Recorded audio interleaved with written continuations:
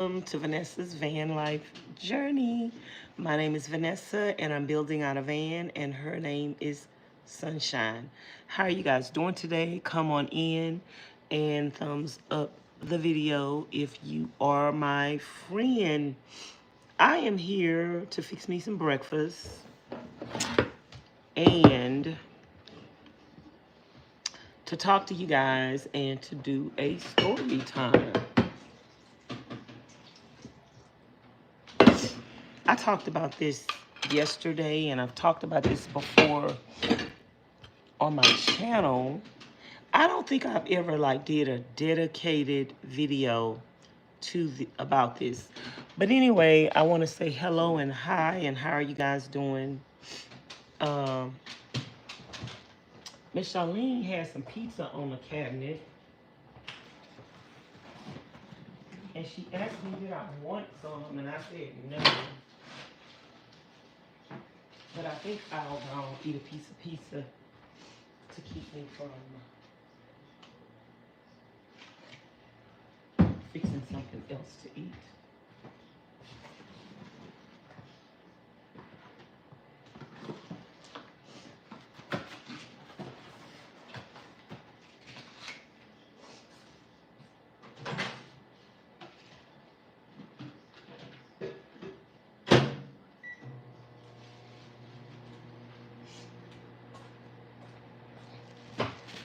So how are you guys doing today? First of all, I want to come and tell you guys about the goodness of God. I want to let you know that God is good. I want to let you know that God is the one and only true God. I want to let you know that no matter what you're going through, God can bring you through it. Hey, Miss Baisley. Hey, Miss Tanisha. Hey, Miss Felicia, how are you guys doing today? And I'm just here to talk about the goodness of God and to give a testimony of the goodness of God and some things that I have been through in my life. And first of all, I got married when I was 16 years old. Let me get my pizza. I got married when I was 16. My husband was 28.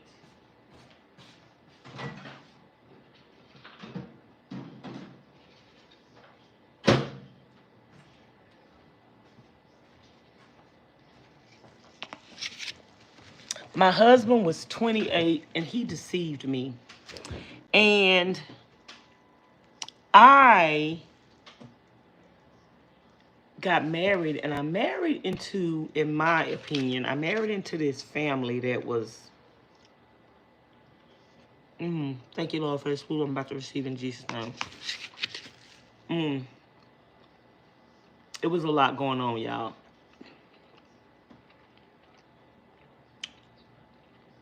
It was a lot going on. A lot going on. I didn't know what I was getting myself into. I got married at 16. My husband was 28. My husband was illiterate. He couldn't read or write. My husband was sickly. He had sickle cell anemia. He was in and out of the hospital all the time.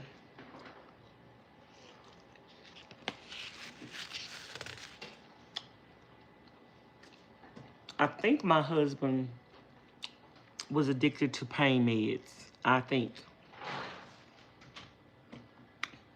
But I married into this family. And before I got married, nobody wanted us to get married. All of his family members.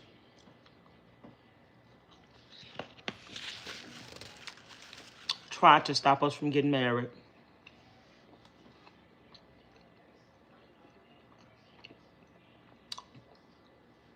My husband was supposed to marry a lady more around his age. And from my recollection, she was from Florida, and my husband flew to Florida to go marry her.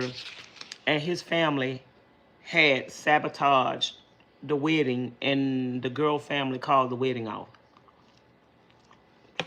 So when I heard people talking about my husband and saying that this woman didn't want to marry him and the wedding was called off and blah, blah, this and blah, blah, that, and nobody wanted him, I didn't even know him. And I was crying. My heart was touching. I was like, I'll marry him. And it's like when I finally met him in person, I already have felt sorry for my husband because I had a tender heart, but I was young, dumb, and stupid. So I used to be scared of men because I was sexually assaulted as a child. But me and my husband developed a friendship.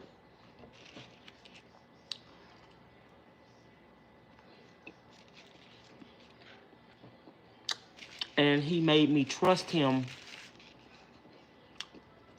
And that's how we end up liking each other. And we never had sex before we got married. So we get married. On the first day that we get married, my husband slaps me. My husband came from 7 siblings. He was one of 7 boys, all boys, no girls. And keep in mind, y'all, I'm 16 years old. I'm young. I'm skinny. I have long hair, beautiful teeth, beautiful skin, beautiful eyes, slender, skinny, and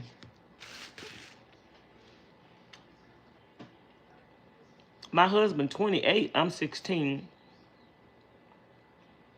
I'm scared of boys. I'm scared of men. But if anybody would look at me, my husband would be jealous. And my husband would ask me why they looking at me. And then when we get home, he beat me or punish me for other people looking at me. So y'all, the dynamics of this family was very weird. There was no love. Like, it was fighting and bickering and animosity. None of his brothers wanted him to get married.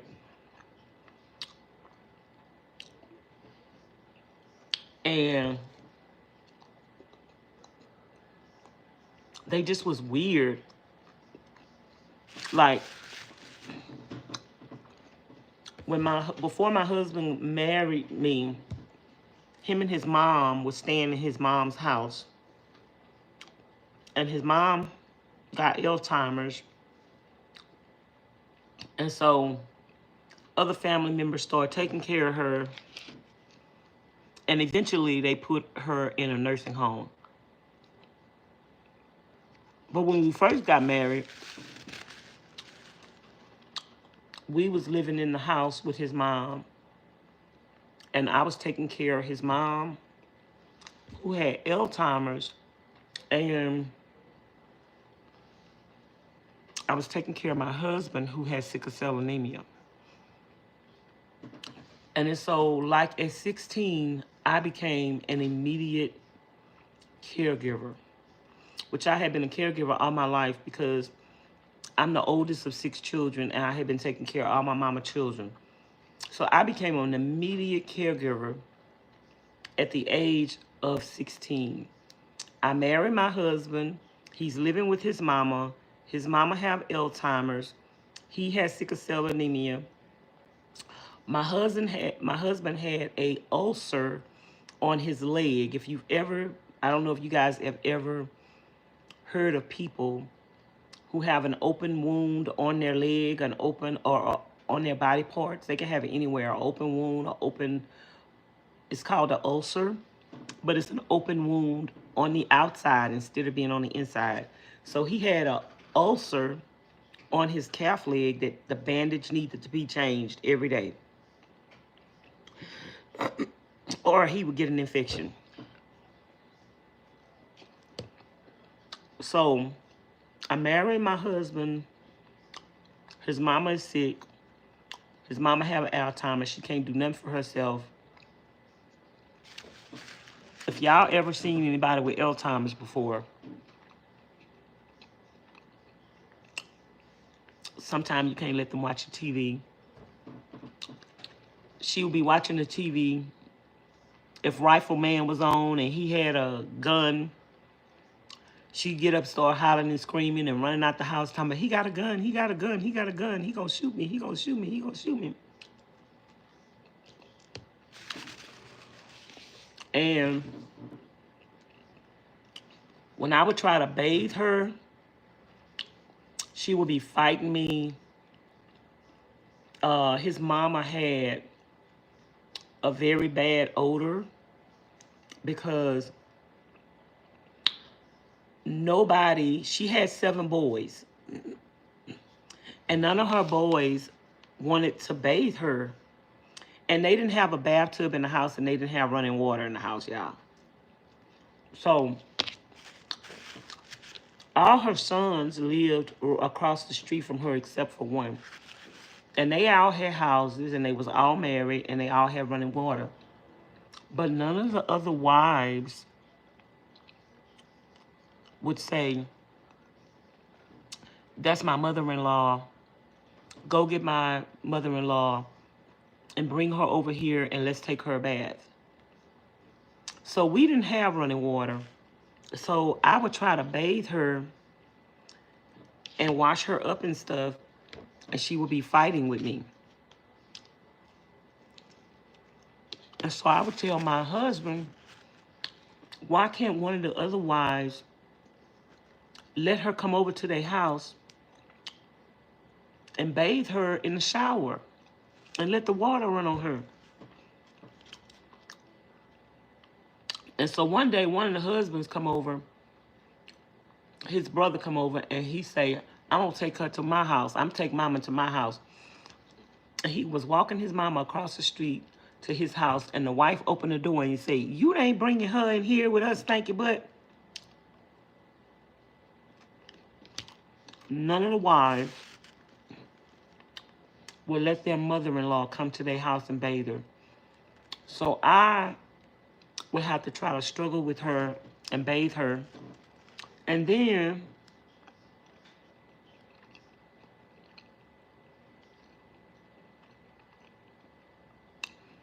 when I got married, the first month that we got married, because I'm 16 years old, this is the first person that I've had sex with willingly.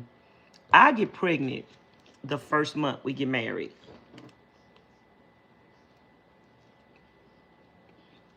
So I'm pregnant. I'm trying to bathe my mother-in-law, and she's fighting with me, and she's hitting me in my stomach. She just won't let me touch her and rub her and wipe her and get her clean. So I tell my husband that he have to start coming in the room and helping me with her and try to hold her hands and calm her down while I bathe her. And my husband like, no, I can't do that. I can't look at my mama. And I'm like, you not looking at your mama like a woman. You helping your mama get clean. You gonna have to do it. And my husband like, no, he's not gonna do it. He not coming in the room with his mama naked. He's not going to help me bathe her or nothing. And it gets to the point where I can't bathe her because I'm pregnant and she is fighting because she have Alzheimer's. So my mom lived nearby, and my mom decides to help with her and let her come bathe her. So my mom started bathing her at her house. She got running water.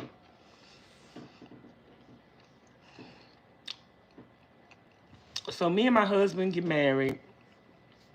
I'm taking care of him. I'm taking care of his mom. He is in and out of the hospital. Like, my husband go to the hospital like every month. Sometimes he stays in the hospital for 30 days. And my husband was very jealous. So when he stayed in the hospital for 30 days, I am in the hospital with him, sleeping on the little sofa thing. And this is like as soon as we get married, y'all. As soon as we get married, we have all of these problems, all of these issues with his mama having Alzheimer's. I'm taking care of him. He in and out the hospital. And then his brothers are giving him a hard time. One of his brothers is like, they don't want us living in the house that his mama lived in, and they try to put us out. And we lived in the country where you had to get propane, and you had these big old propane tanks that you had to fill up. It's getting to be wintertime. His brother telling him, we better not put no propane tank in the tank. And his brother tell him if he go outside and try to get some propane in that tank, he gonna shoot him.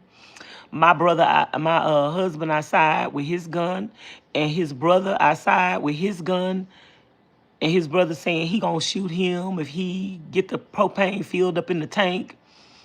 And then the other brother outside with his gun and telling the other brother, if you shoot him, I'ma shoot you. And it's gonna be a whole shootout, girl. I'm like, what did I marry into? So then one day, I have a garden. I'm a Susie homemaker, y'all. I'm cooking for my husband. I'm cooking for his mom. I'm taking care of her. I'm cleaning the house. I'm combing her hair. When my husband goes to the hospital, I stay at the hospital with him. We live where there is a bayou in the back of our house. So you can go fishing every single day. And I can go throw my fishing pole in the water. So every day I go fishing. I love fishing. I just step out my back door and I go fishing every day. And then where we lived at, my husband and his family were hunters. So they hunted deer, they hunted rabbits, they hunted alligators, they hunted, they fished, they crawfished, they caught nutria-rats for the fur, they caught minks. So they were hunters, you guys.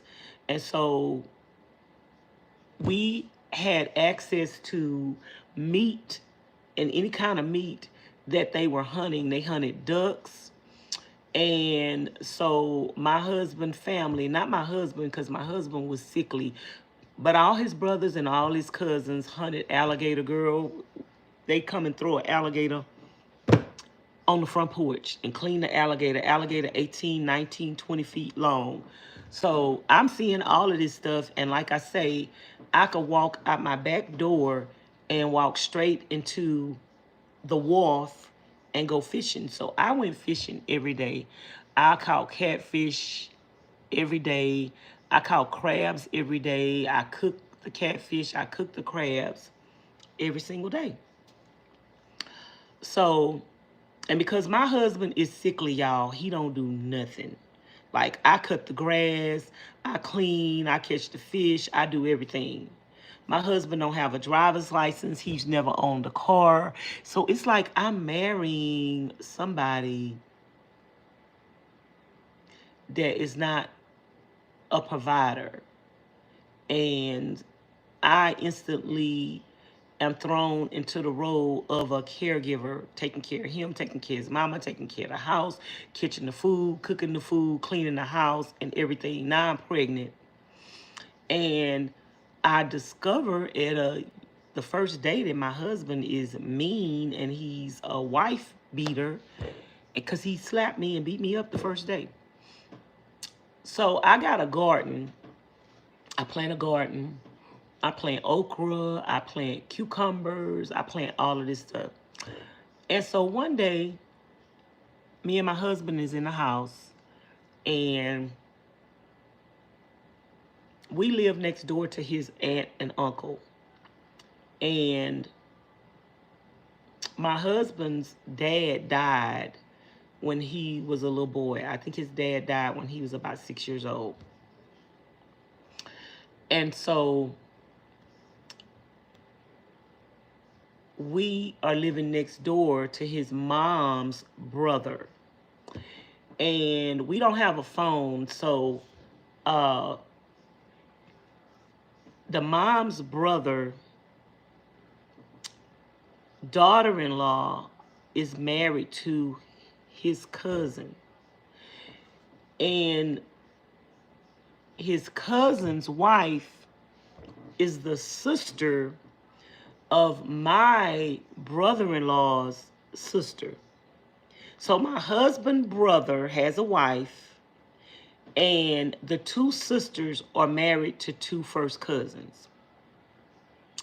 And so my husband's brother wife, him and her married, and all of my husband's brothers are married. All of my husband's brothers, my husband is the second to the baby. And all of his brothers are older than him. All of his brothers have jobs and factories, and they all have wives. None of their wives work. They don't believe in the wives working or nothing like that. So their wives all have children, and they all stay at home.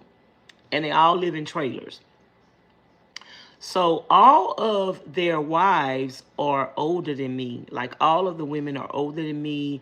All of the women are in their 30s and maybe even 40. Some of them have 3 and 4 children. Some of them have 2 children. Some of them have 4 and 5 children. And some of them have been married for a long time. My husband and the baby boy's husband are the two who just got married. And so I'm like the youngest of all the wives. I'm 16 years old. I'm the youngest of all the wives. And to be honest with you, I'm the cutest of all the wives. And pretty much all the wives are dark. 2 of the wives are dark complected. One of the wife is medium complected. And I'm like, I never considered myself light complected, you guys. I always thought I was like a brown complexion, but people always told me I was bright. And then my husband's baby brother, his wife was brighter than me. And I think them ladies was jealous of me because I was young and I was like a little woman, and I immediately got married, and I immediately was cooking, and I immediately was cleaning. I was taking care of my mother-in-law. I had a garden, and they had been married for years, and they didn't do none of that. So one day, my husband gets called to the phone. His aunt and uncle sent their grandchild to tell my husband to come to the phone. My husband go to the phone, and it is his cousin's wife. So it's his first cousin wife. It is his sister-in-law's sister. So his brother, wife, sister is on the phone. It's her real blood sister. They grew up together. And his sister-in-law's sister is on the phone. And she's telling my husband that my sister-in-law, her sister, is put some voodoo on me. And so these two sisters grew up and their mama practiced voodoo and their mama taught them voodoo. But eventually they grew up and they said that they got saved and they turned their life over to the Lord. And they said that they were going to stop practicing voodoo. So this lady that is saying that she's putting this voodoo on me, we go to the same church. We went to a Holy Ghost filled church and we danced, we shouted, we spoke in tongues. So we went to church Sunday night, Wednesday night, and we had choir practice on Friday or Saturday. We had something going on at church like 3 or 4 times out of the week. And so this lady who was older than me, who had 2 children, she had been married to her husband for years, who was my brother-in-law. She would go to the church and she'd be in the church every church service, and she'd be jumping and shouting and speaking in tongues and tearing the floor up and boom, boom, boom, boom, boom, boom, boom, just jumping and shouting and speaking in tongues. But then her sister, her blood sister who grew up with her, and their mama taught them voodoo. And by the way, we're in Louisiana. My husband and them are from Louisiana. So we are in Louisiana. And I'm not from Louisiana, y'all. I'm from Texas. My mom moved to Louisiana when I was 14 years old. And so I've been in Louisiana for 2 years, from 14 to 16. And I married my husband at 16. So this lady sister, her real sister, calls my husband and tell him that her sister is putting voodoo on me. And he like, everybody know that she do voodoo but me. And my husband like, oh, she wouldn't do that. That's my wife. And my husband and his sister-in-law were real close. Like, they were so close, y'all. They was like too close for comfort.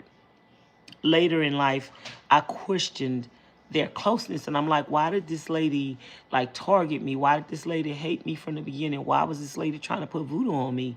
I think it was because she was probably in a relationship with her brother-in-law, my husband. So, anywho, she tells my husband that her sister have put poison and voodoo in my garden. She said, tell Vanessa, do not eat out the garden. She put voodoo in the garden. Girl, let me tell you something. If you know something about okra don't grow this long. When okra get this long, it's hard. Y'all, my okra had grew this long and they was not hard. I would go to my garden every day and cut okra up and go in the kitchen and cook okra. And girl, so her sister is telling me don't eat out my garden because her sister done put voodoo on my garden, in my garden. And I say, y'all, I got saved when I was 14. My faith in God was really, like when I was young, my faith in God was so strong. I think it was stronger than it is now.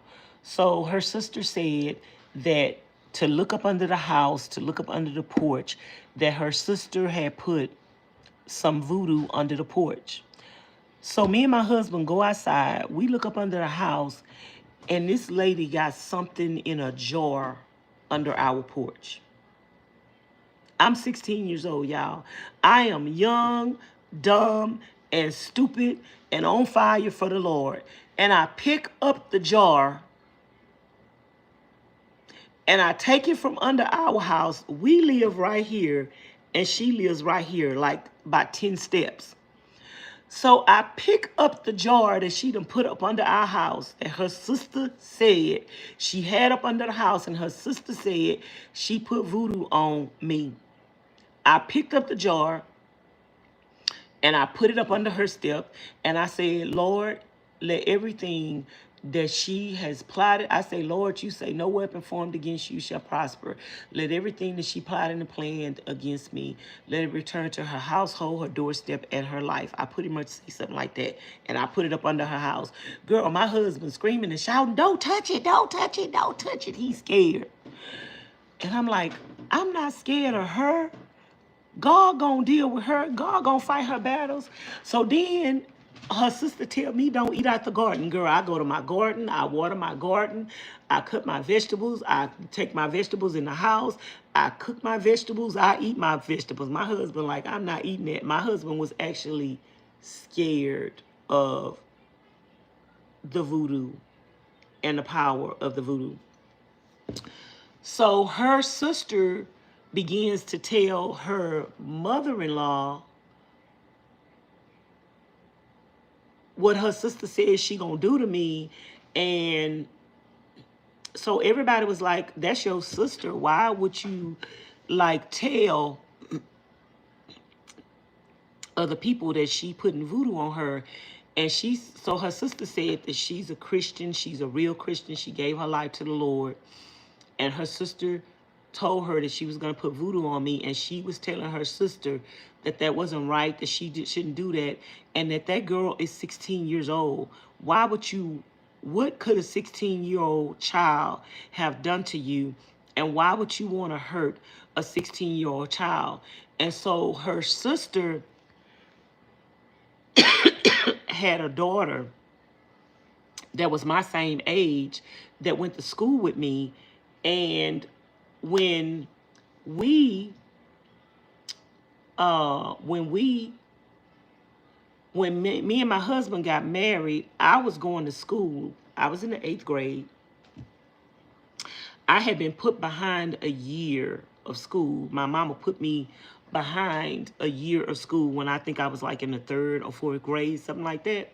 So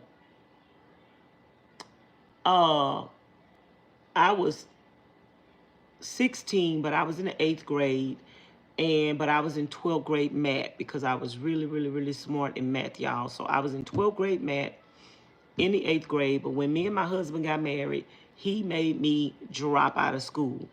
But the lady that was telling my husband that her sister is putting voodoo on me, me and her daughter had kind of been friends at one time.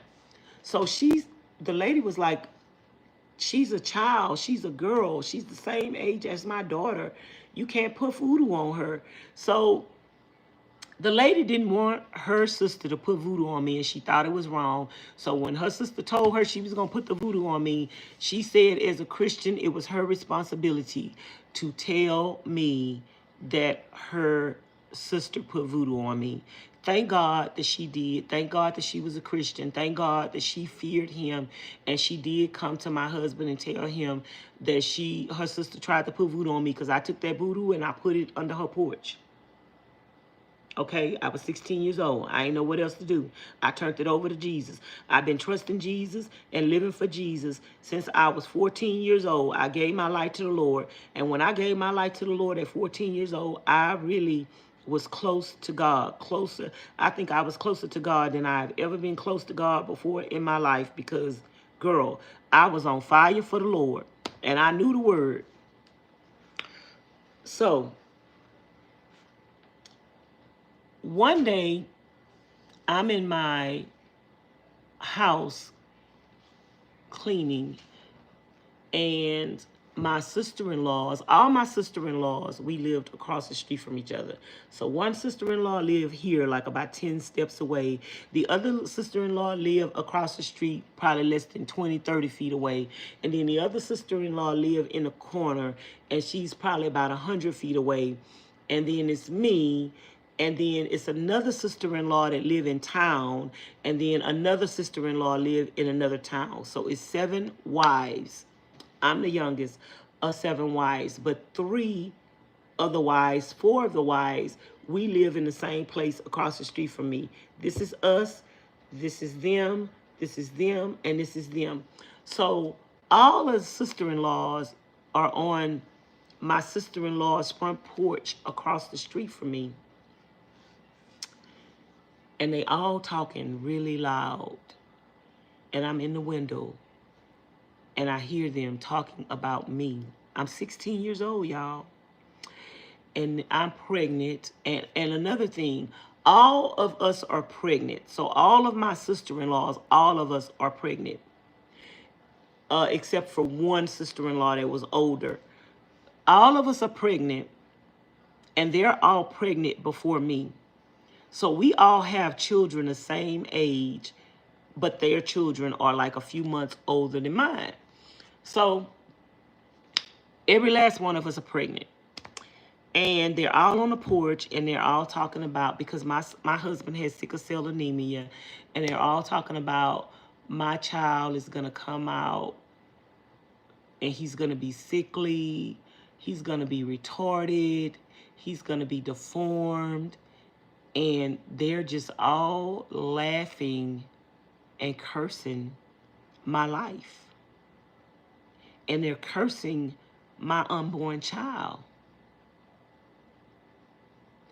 And I'm just listening to these grown women that are in their 30s and their 40s.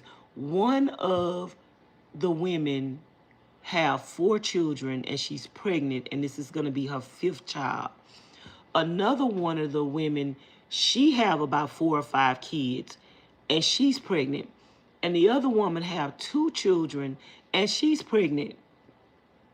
And they're all grown women, y'all. They're in their 30s or 40s. And they are sitting up on the porch, laughing at little old me, saying that I am going to have a baby that is going to be deformed, and he gonna be sick, and he gonna have sickle cell anemia, and he gonna be retarded, and he gonna be deformed.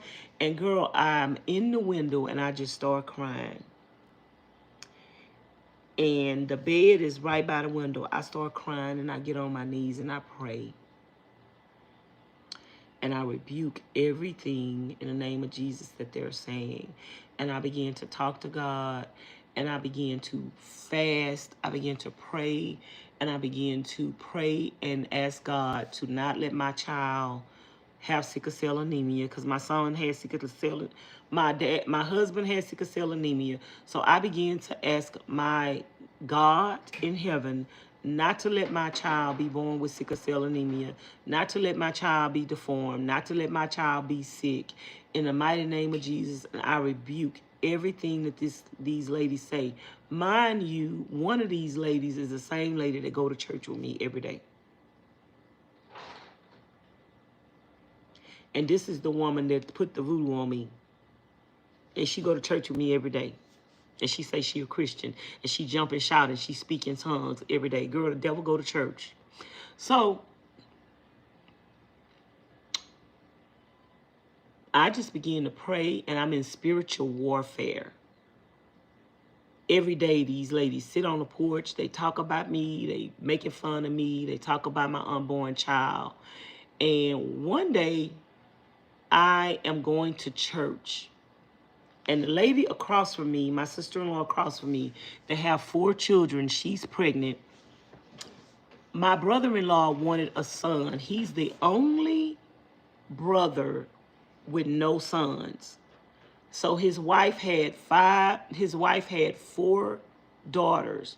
So she's pregnant for the 5th time, and she tells him that if this is not a boy, she's not having no more kids. She's getting her tubes tied. So my brother-in-law, I'm walking to church, and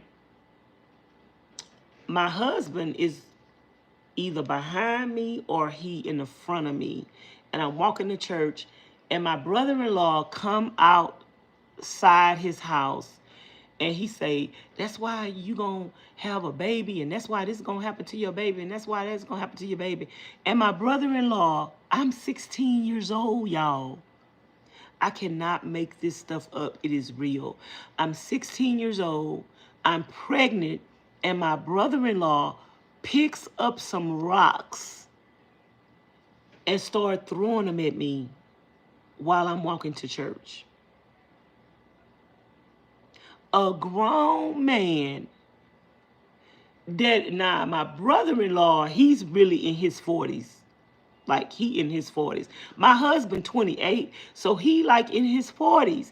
And he is throwing rocks at me. He throwing rocks at me. My brother-in-law is throwing rocks at me, y'all, while I am walking to church. Girl, I turn around. I'm telling y'all, girl, I had the faith of Jesus. I turned around and like Whoopi Goldberg in The Color Purple, y'all. The Color Purple wasn't even out then. And I turn around and I point my finger at my brother-in-law. And I say, that boy that you want, you're not going to get it. Your wife is going to have a girl. And he say, you lied. You don't know what you talking about. My wife done already had an ultrasound, and they say she going to have a girl. I mean, a boy. So him and his wife had already had an ultrasound. She had already had 4 daughters. And she said this is her last pregnancy. She said she's not going to try to have any more kids. She's going to get her tube tied if it's a girl.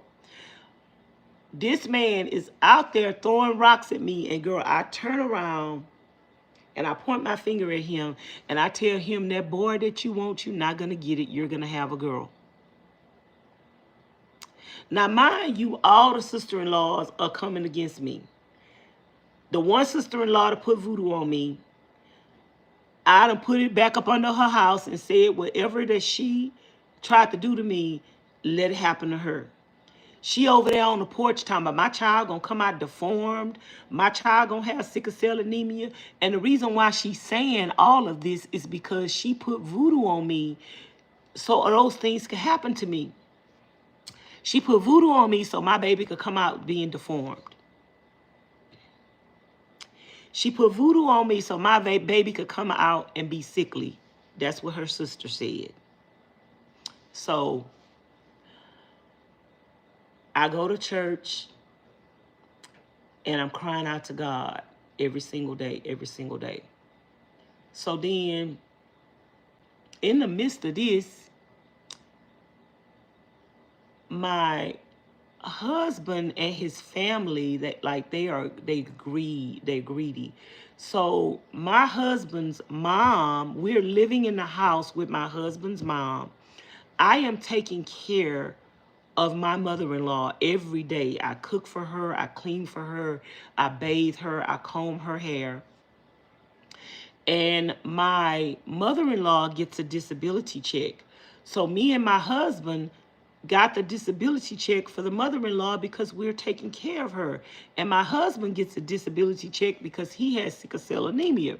So this is our only income.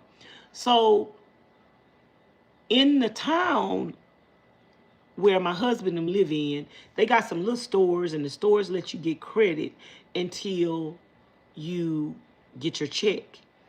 So every day, my brother-in-laws who work a job and have family and have kids, they stop by these stores and they put things on their mom's credit, who is senile, receive disability, and have Alzheimer's and on a fixed income. So they put things on her credit at the store every month. So when my husband go to the store, the man asked him, when are you going to pay your mama's bill? And he was like, what do you mean pay mama's bill? All his brothers have been putting things on his mom's credit all month long. So when his mom get her check, the whole check have went to things that her sons have put on her credit. So my husband tells the man to close down the account, and if his brothers put anything else, if his brothers want to charge anything on credit, that they're going to have to open up their own account. So the brother who was throwing rocks at me, y'all, this man was so evil. He was big and fat, and he was real evil. I ain't never seen nobody evil like that before in my life. So he gets mad because my husband closed the account down. He's the same brother to tell my husband if he put any propane in the tank, he gonna kill him. He out there with a gun, pointing a gun at his own brother, saying he gonna kill his brother because he want his brother to be in the house in the winter with no propane. So this brother goes down to the Social Security office and tell the Social Security office that his mama is living with him. And he get the check put in his name. His mama do not live with him. His wife do not cook food and send it. I'm cooking food for his mama every day. I'm bathing his mama every day. I'm combing his mama hair every day. And the brother go down to the Social Security office and tell the Social Security office that the mama is living with him and the mama not living with him. So my husband go down to the Social Security office because he never get the check. The brother don't even tell him, I'm getting mama check. We up there waiting on his mama check so we can go shopping, so we can make groceries, so we can buy her clothes. She need her teeth pulled, so we can go get her teeth pulled and everything. Girl, no check don't come. My husband go down to the Social Security office. He find out that his brother that had the name, the check changed into his name. And so my brother tell the Social Security office that his mama don't live with the brother. That she lived with us. So the lady changed the check back into my husband's name. And we get the check the next month. The brother waiting on the check. He don't get the check. He go back down to the Social Security office and change the check back into his name again. We go back down there and tell them that the lady does not stay with them. We have to get other people to sign paperwork saying that she stays with us. So at this point, the lady calls my brother-in-law and tells him that if she is not living in the house with you, what is happening to the money that you are getting? He didn't give us none of the money for her. He didn't buy his mama nothing. He is taking the money and providing for his family with his mama's Social Security check. So eventually, because I'm 16 years old and I'm getting bigger and I'm getting more pregnanter and it's getting harder for me to take care of my mother-in-law, my mom decides to let her come live with them. So finally, my mama go down to the Social Security office and get the check changed in her name, and the lady at the Social Security office say, this is the last time I am changing this check into anybody's name. She gonna have to stay where she at. So the lady changed the check into my mom's name, and my mama is taking very good care of her. And like she took her, she couldn't eat right because her teeth was messed up and her teeth need to be pulled. My mama took her to the dentist. She had all her teeth pulled. My mama taking her to the doctor. My mama have a bathroom where she could sit her in the bathtub and she could stand her up in the shower and bathe her. My mama bathing her. She don't smell no more. And she is looking good. She's looking real good. So the brother get mad because my mama is now getting the check. And this is how evil these people were. They get mad because they want their mama's check, but they don't want to take care of their mama. They go take their mama and put her in a nursing home. They don't want nobody else taking care of her. They don't want nobody else getting the check. And they, even though she was looking good, they go take her and they put her in a nursing home. And they put her in a nursing home. And in this nursing home, they would tie the old people down to the bed. So when we would go visit her, and then they put the sons, put their mama in a nursing home, and they never ever went to go see her. And they tied her down to the bed. Every time we would go to the nursing home to see her, we would untie her from the bed and let her try to get up. They was tying her up so she wouldn't get out of bed. She couldn't get out of bed. She couldn't do nothing. Girl, these people was evil. So then, by this time, there's a rumor out that the sister-in-law that put the voodoo on me, or tried to put the voodoo on me, y'all, that she is having twins. And so everybody asking her, are you having twins? Are you having twins? And girl, I heard her with her own, with my own ears say, no, I'm not having twins. But y'all, she was pregnant with twins. And rumor is that she had put voodoo on her own self because she didn't want twins. So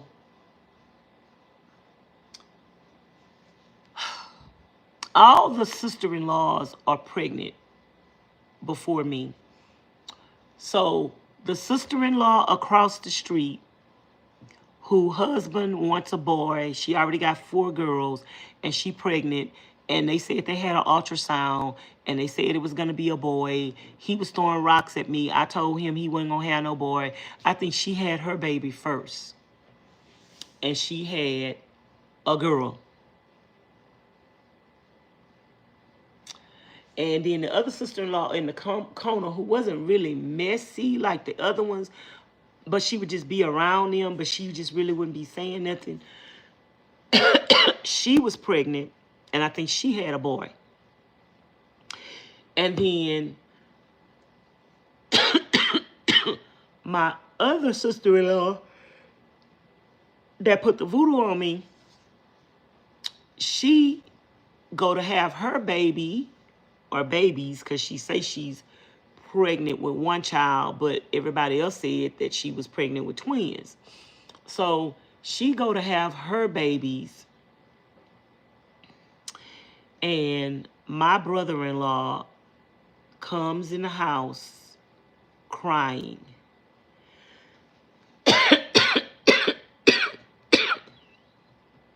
And he asked my husband to tell me to come here, and my brother-in-law says, Vanessa, I will never forgive her.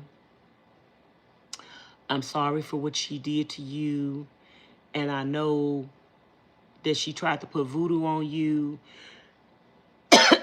And that his sister-in-law, who is her sister, had told her that she had tried to put voodoo on Vanessa. And so when she went to have her children, she was pregnant with twins. And 1 twin came out so deformed, and the twin didn't make it. The twin died not long after she had the baby. And the other twin was born with some kind of kidney problem. And so, mind you, this is the same woman that is putting voodoo on me so my child could come out deformed, and so my child can come out sick. And one of her children come out severely deformed and dies. at birth. And the other child comes out so sickly that she has a kidney disorder, and it's a girl. I think it was two girls. And she can never ever, the girl never ever goes to school. She has kidney dialysis her whole life, and she never gets to go to school. So the girl is sickly her whole life. So like this woman, what she tried to do to me, instantly she pretty much receives her karma. And I don't know if she received her karma because I put the jar of voodoo back up under her house that she tried to put to me. I don't know if God was judging her for what she was trying to do to me. I don't know. I'm just telling the story and telling y'all what happened.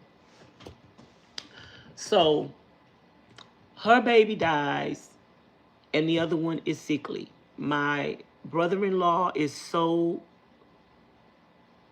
outraged and so disappointed and so distraught.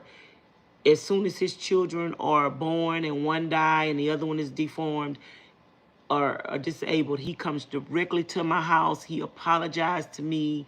He let me know that he loved me. He let me know that he can never leave his wife because he have to stay there to protect his children and all of that. But he let me know that he apologized and everything. And I'm like, you know, you ain't got to apologize to me. You ain't the one that did it. Y'all, I'm so mature for my age, 16 mentally. And so as time goes on, I have my child. My child is born. My child is actually born prematurely because my husband was sickly. I did everything. We didn't have running water. I had to pack water in the house every day. We had a cistern, and I would be packing 2 water bottles in my hand each all day long, bringing water in the house to bathe, bringing water in the house to cook. I'm catching the fish. I'm washing clothes. I'm taking care of my husband. My husband is getting sick. I'm going in the hospital with him. I'm staying in the hospital with my husband for a whole month while I'm pregnant, y'all. I'm staying in the hospital with my husband a whole month while I'm pregnant. I asked my husband, can I go home to wash my clothes and to bathe and just to relax and to sleep in a regular bed? And girl, my husband's so jealous. He would not let me out his house, out his sight. I want to go home so I could wash all my clothes. Girl, all my clothes is dirty. I'm not eating properly. I'm pregnant. I'm sleeping on a cot in the hospital. And I tell my husband, I'm going home tomorrow. And I arrange for my mama or somebody to come pick me up so I can go home the next day. While my husband is in the hospital and sick, my husband gets out the bed, jumps on me, and beats me in the hospital and tell me he's gonna throw me out of the window and pull out my goozer pipe. Girl, I don't even know what a goozer pipe is. Can somebody tell me what a goozer pipe is? My husband beats me up while he's in the hospital because he's been in the hospital for 30 days, and I have been at the hospital with him for 30 days sleeping on a cot. And I'm pregnant, and I want to go home to sleep in a bed and go wash clothes and get some clean clothes, and he don't want me to go. And he beats me up and tell me he gonna pull out my goozer pipe.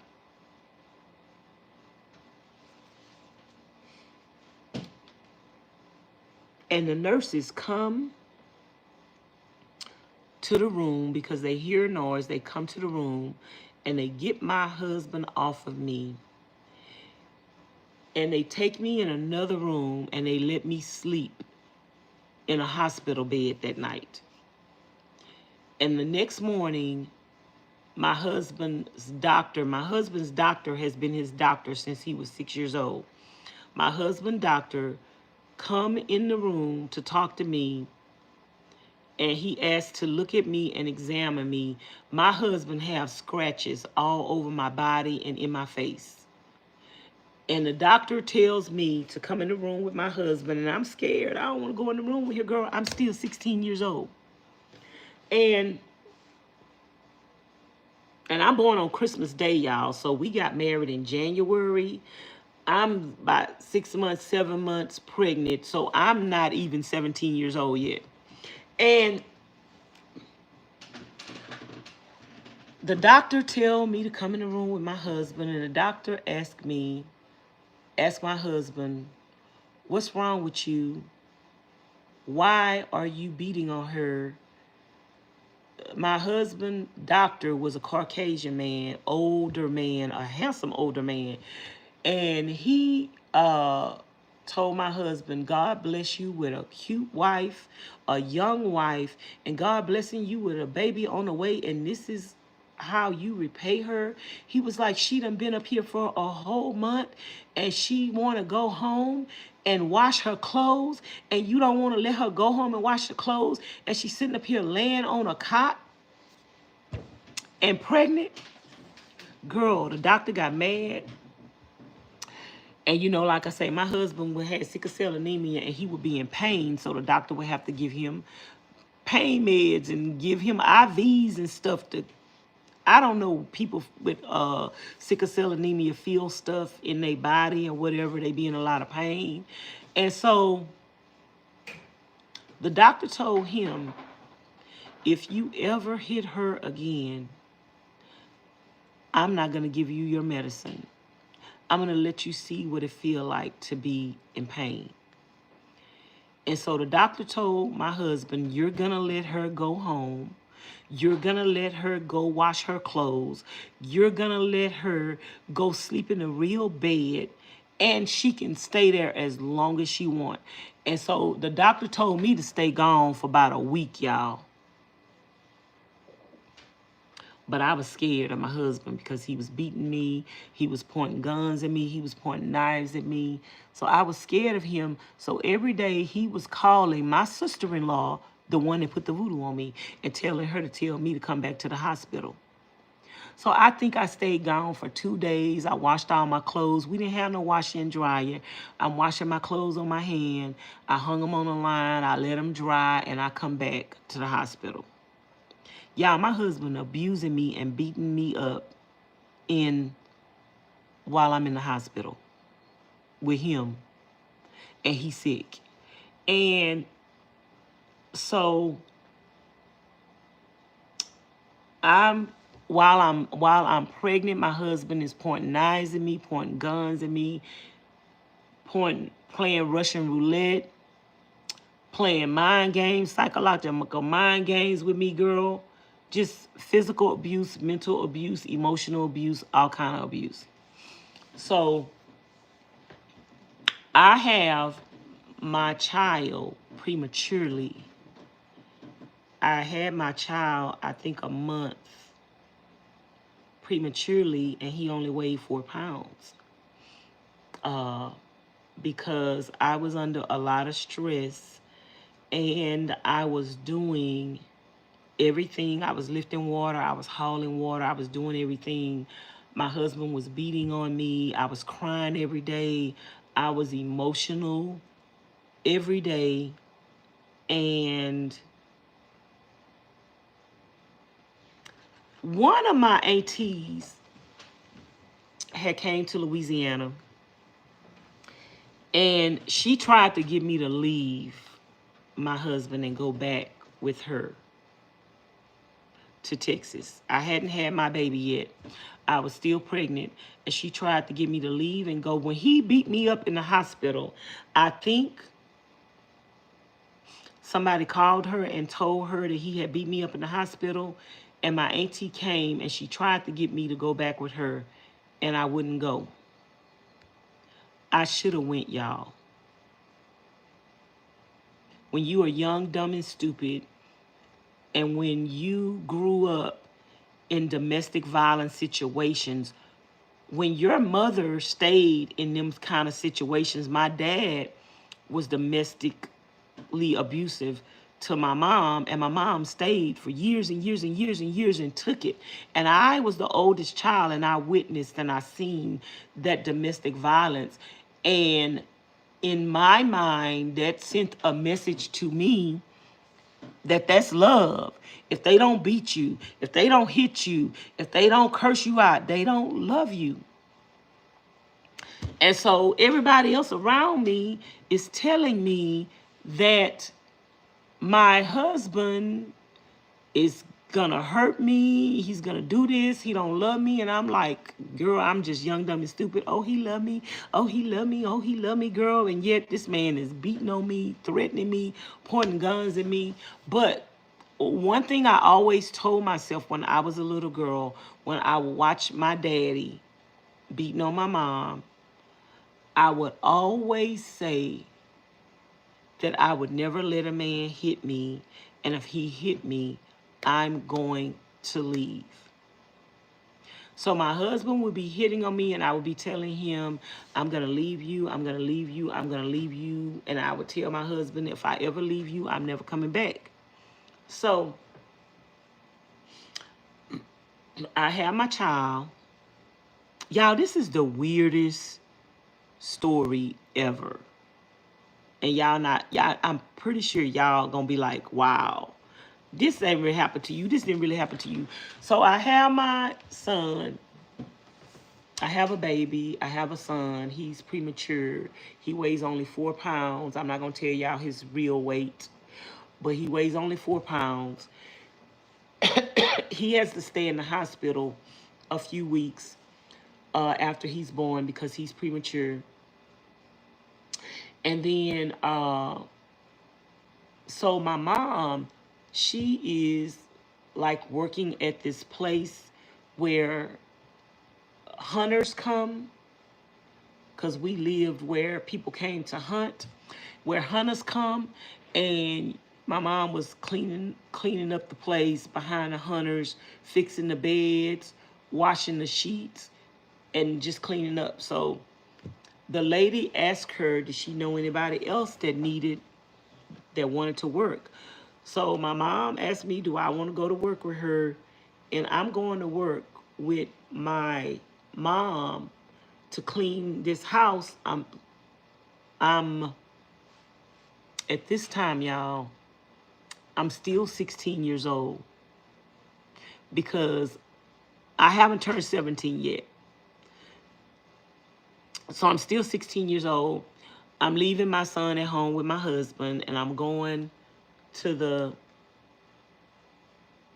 place to go work. And one day I come home,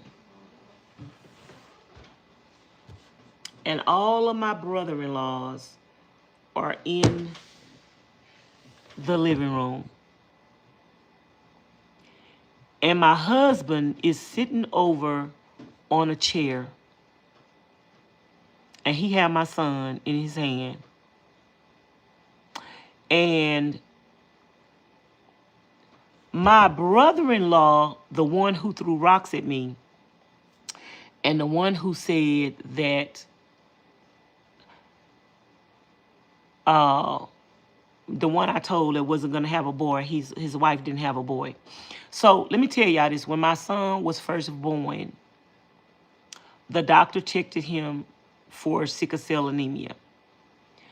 And my son did not have sickle cell anemia or a trait.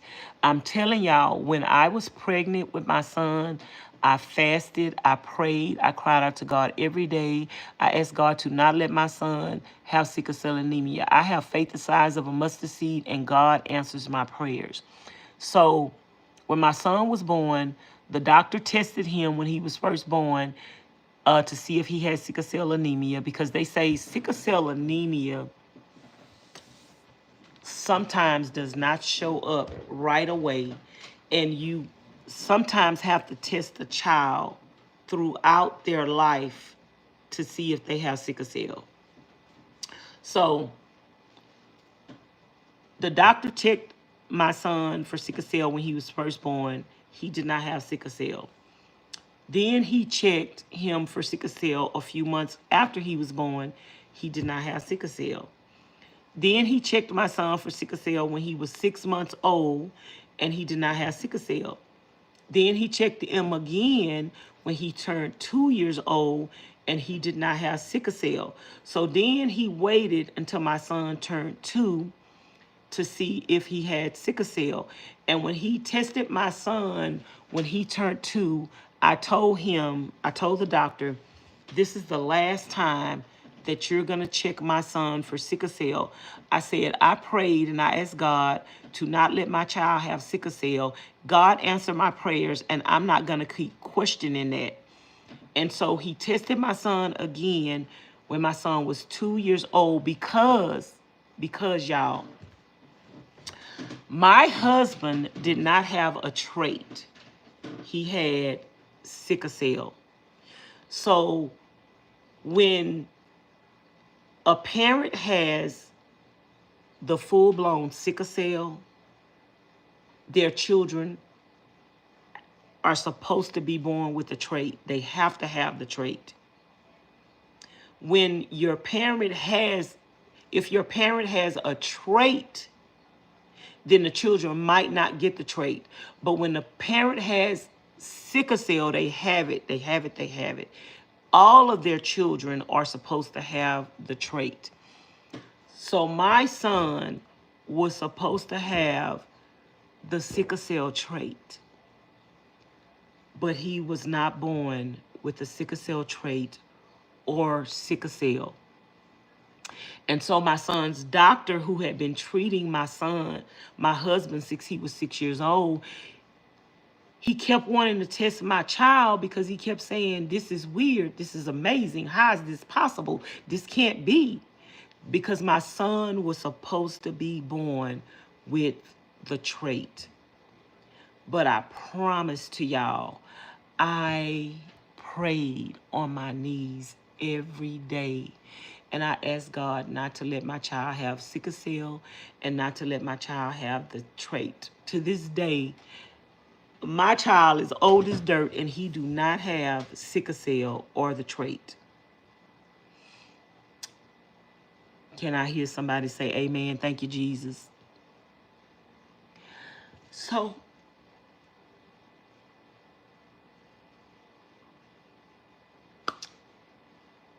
my husband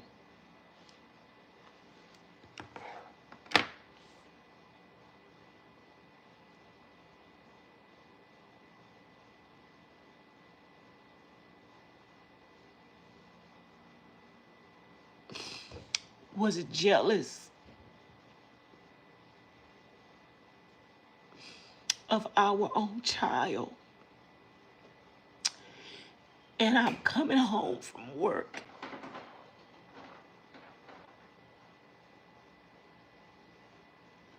And all my brother-in-laws are in my living room. And they are telling my husband that our son is not his because he do not have sickle cell.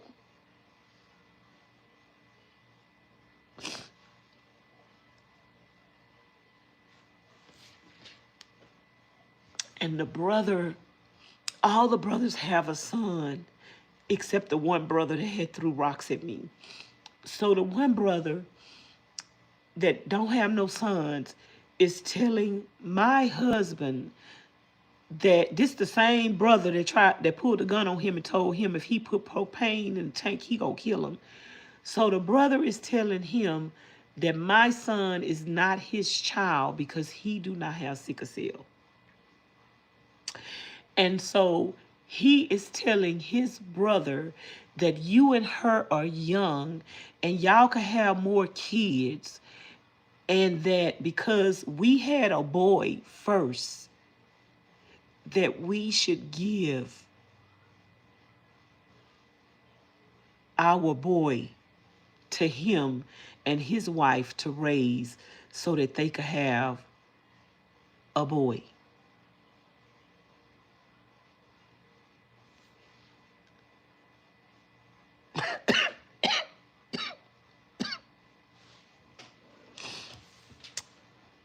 So by this time, I think I'm 17, y'all.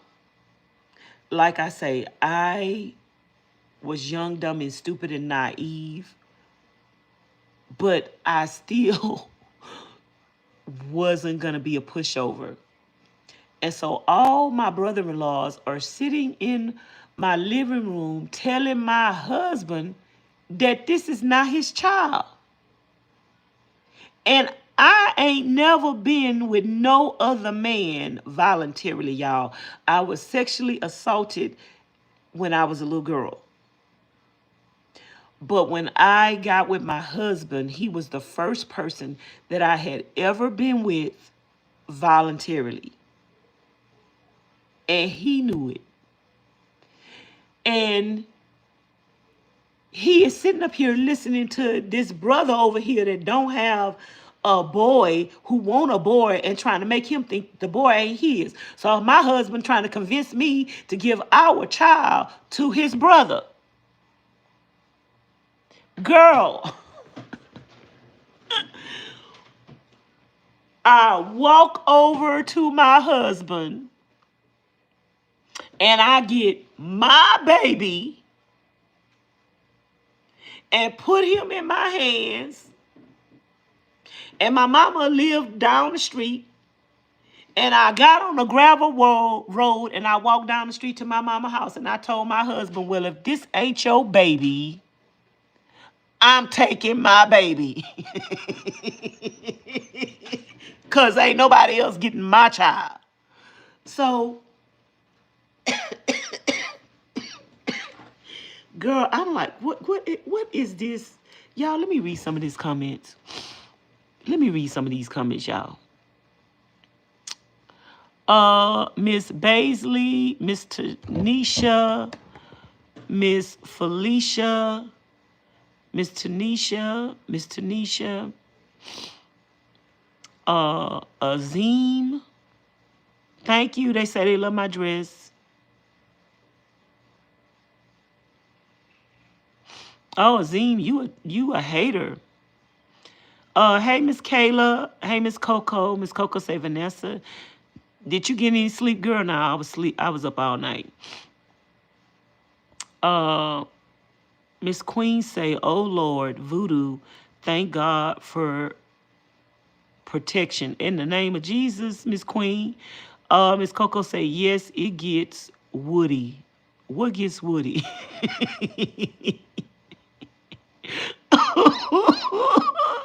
Miss Coco say, how old were your husband? My husband was 28. Miss Mormon say, she said he was 28 and she was 16. Yes, he was.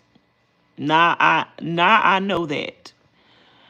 Any man that is looking at a little girl, even if they get married, yeah, that's not normal. Miss Coco say, yes, my ultrasound said a boy, but a girl popped out. LOL. Hey, Miss Edith. Miss Edith said, good story. Miss Vicky say, thanks for sharing your testimony. Miss Edith say, amen. Thank you, Jesus. Somebody say, my grandson don't have the trait either, and his mother had sickle cell. But Miss Aunt, I don't know how you pronounce that. Don't they say that if the parent have sickle cell, the child is supposed to have the trait? So my son was supposed to be born with the trait, but he was not born with the trait. Now these grown men up in my house talking about I should give my child to his uncle because he don't have the trait, so he not my husband's child. Girl, I grabbed my baby and I'm like, okay, bye. He ain't your child, bye. So that's that. And then I tell my husband, how are you? Because my husband always said that he never wanted his children to suffer like he suffered and to feel the pain, how he feel the pain. And I'm asking my husband, How can you say that you don't want your children to suffer and you don't want your children to feel the pain that you feel? And I prayed and I talked to God all the whole time I was pregnant, and God answered my prayers, and God has not given my child sickle cell anemia or the trait, and you're gonna sit up here and question it. And I'm like, so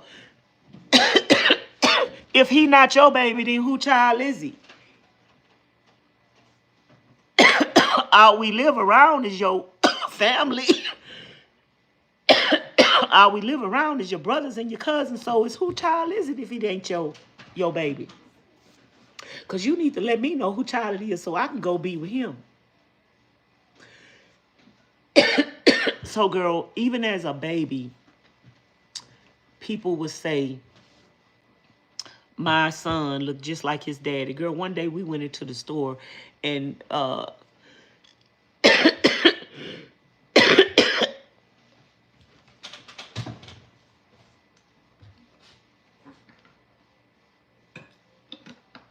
this Caucasian lady that worked at the store, my son was a little bitty baby. And this Caucasian worker that worked, this Caucasian lady that worked at the store, we lived in a little small town. Everybody in the stores knew everybody. Everybody in the town knew everybody. So they knew my husband. They knew his people. And the lady, when my son was born, my husband had my son, and he was walking around the store, and the lady looked at my son, and that lady said, oh my God, it looked like you pooped him out of your booty. And she saying he looked just like him. It looked like you pooped him out of your booty. He looked just like you. So my son looked just like his people, but yet they're saying that he was not his son. I'm like, okay, cool. He ain't got to be your son. He my son. So back to the voodoo, y'all. This lady puts this voodoo on me. The reason why I'm telling the more parts of the story of my husband, because my husband used to beat me, and he would beat me while I was pregnant. He beat me after I had the baby. And I grew up in that kind of environment with my dad, and I grew up with a nervous condition because of all the fighting and all the fussing, and it really did traumatize me. And I always said that I never wanted my child to experience that. Even though I was 16 years old, even though I was 17 years old, y'all, I was the oldest of 6 children, 5 living and 4 living now, but at the time 5 was living.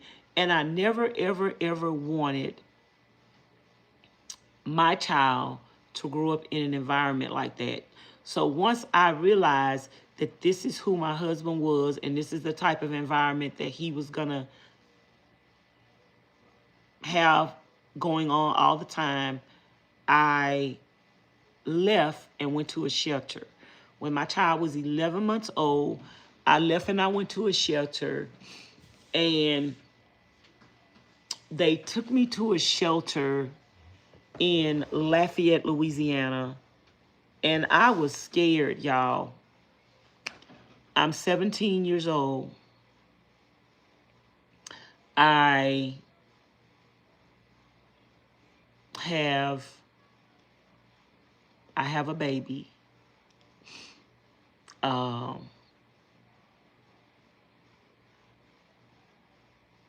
I'm scared.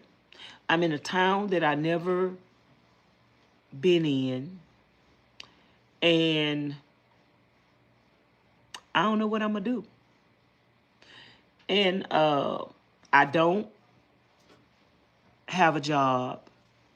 I don't have an education. My husband made me quit school when I was 8 years old. I mean, in the 8th grade. My husband made me quit school when I was in the 8th grade.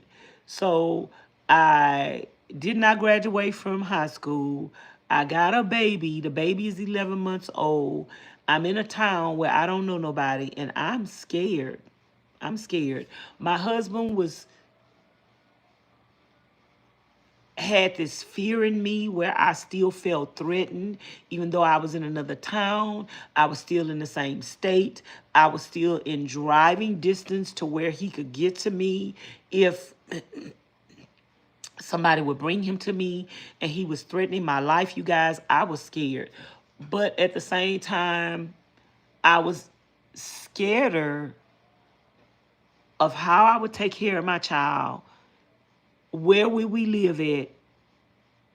And we had went to a shelter, and the people in the shelter just would tell you all of these horrible stories, and they would tell you you have to be out in 3 months, and if you don't be out in 3 months, they're gonna put you out on the streets. And girl, I'm like, me and my baby gonna be out on the streets in 3 months. And so my husband was still trying to reach out to me and find me and everything, but I called my sister-in-law, and my sister-in-law was like, the same lady that had put the voodoo on me, was like, he say, come home. He say he love you. He say he will never hit you again, blah, blah, this and blah, blah, that and blah, blah, that. So I talked to my husband because I was scared, y'all. I was scared, I was scared, I was scared, I was scared. And who was that say they love me? Who was that say they love me? Why you love me? Royal? Royal say you love me. Why you love me, girl? So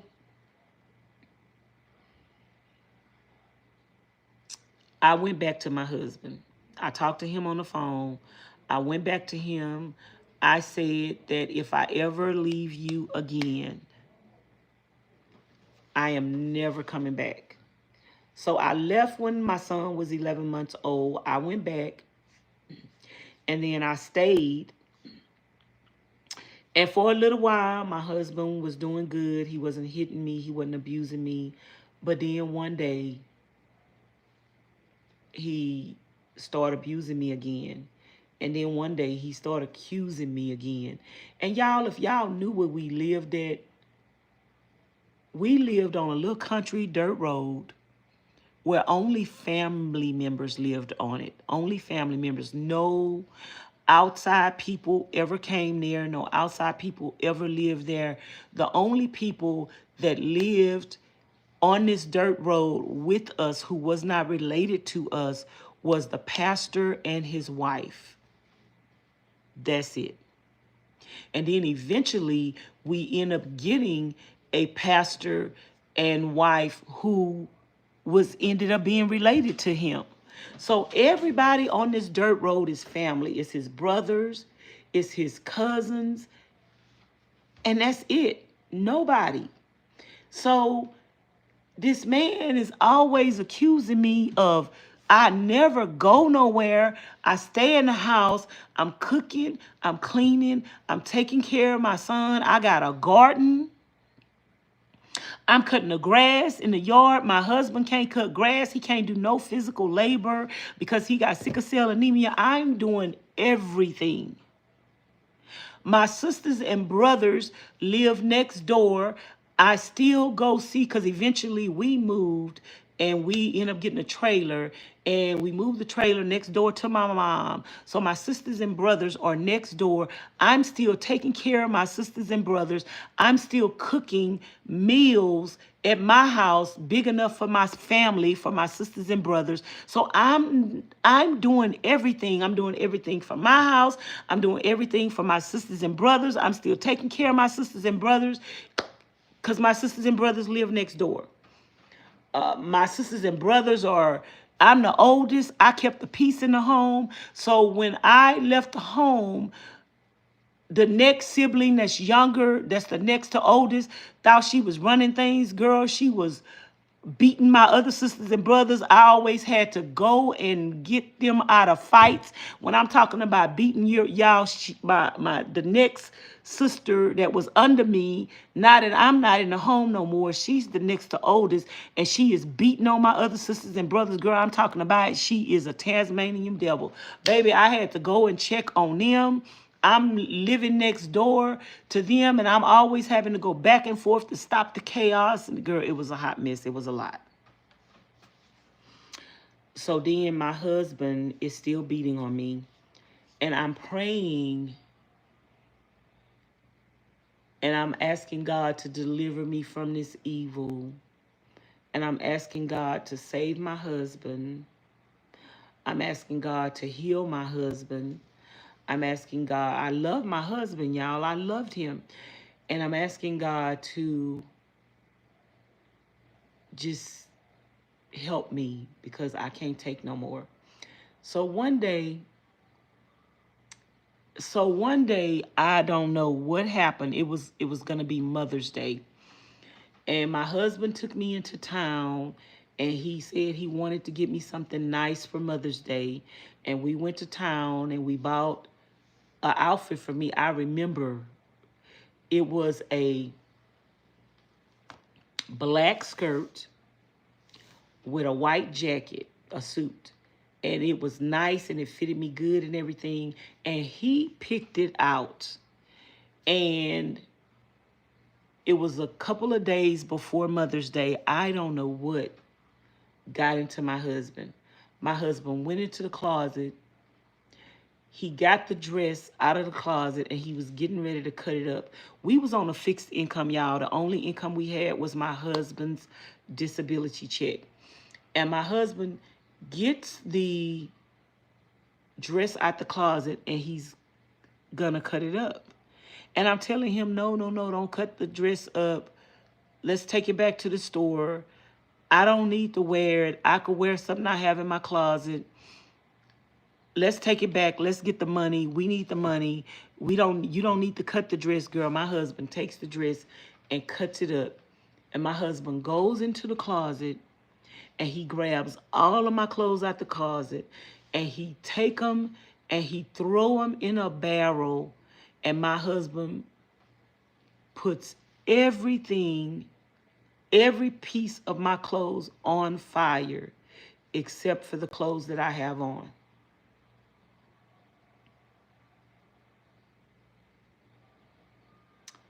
And I have no idea why he did it.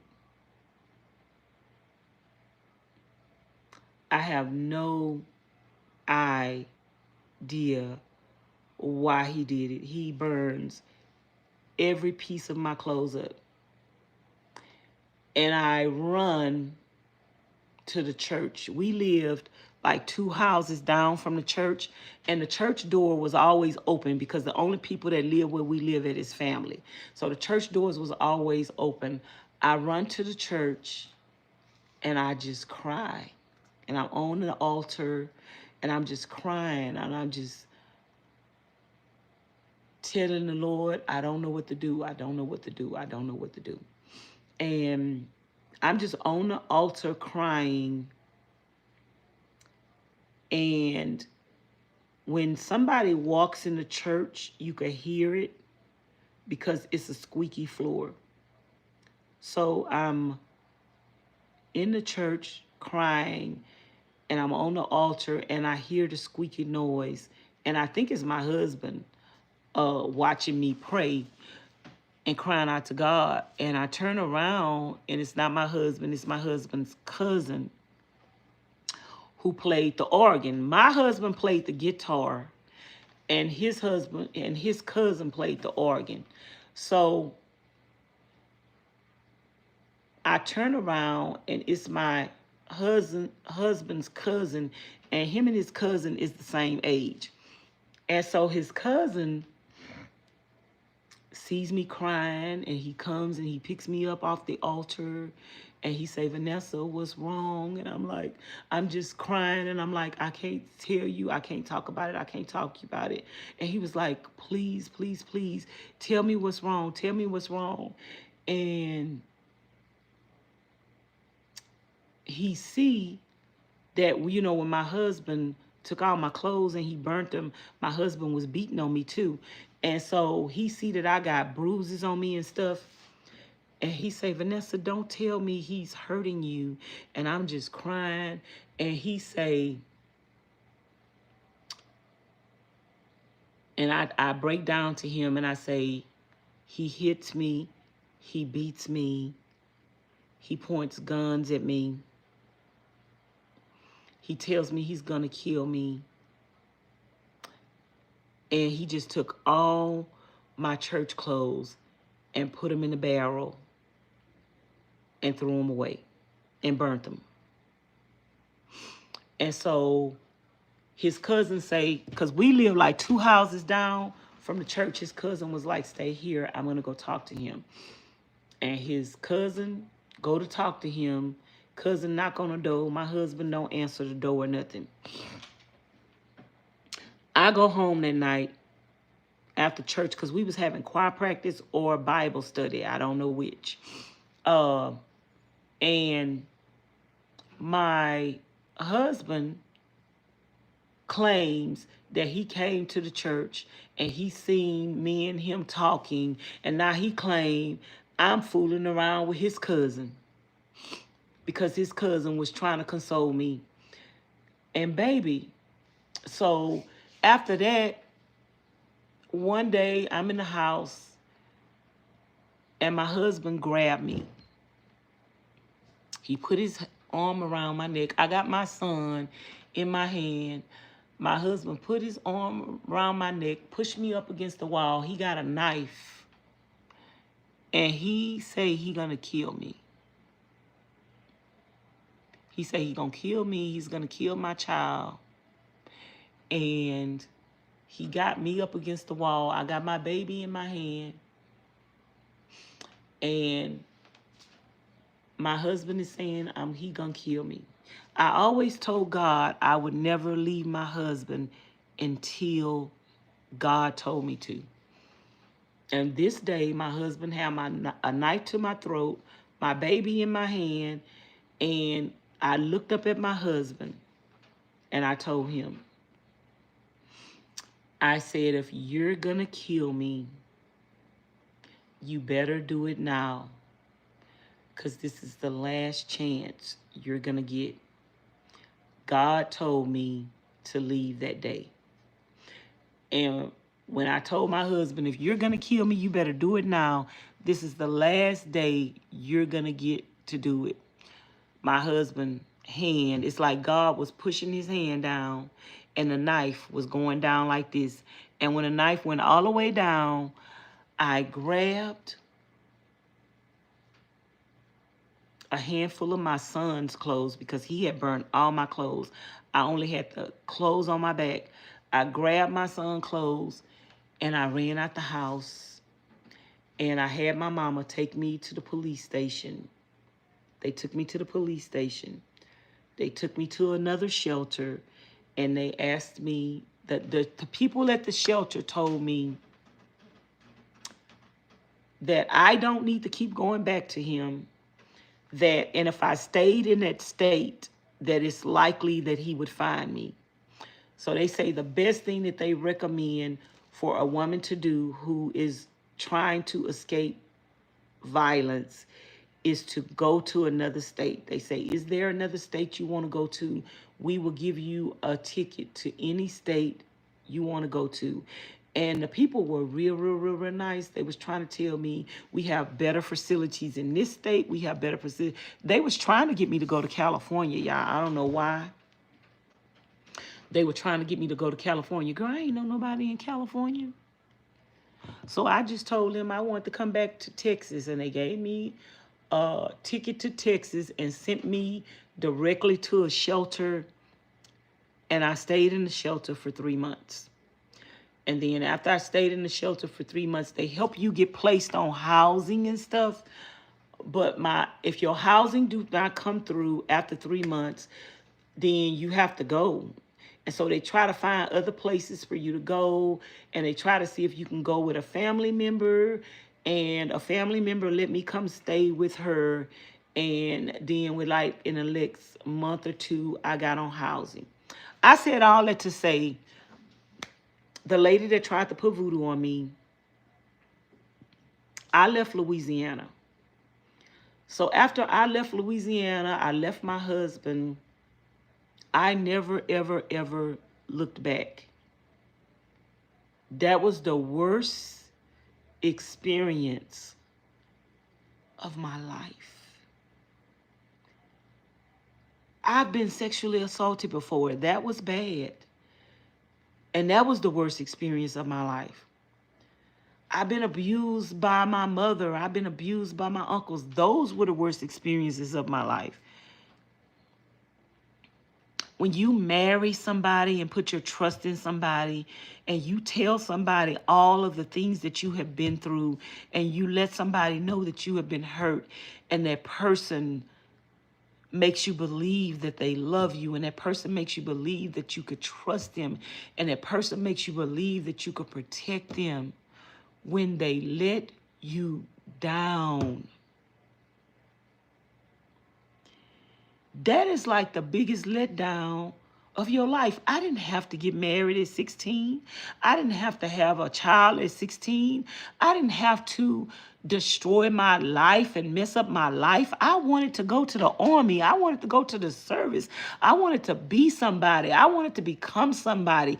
And if I wanted to get married, I wanted to get married and stay married forever and have kids and be a good wife and have a good husband and have a happy home. I didn't get married to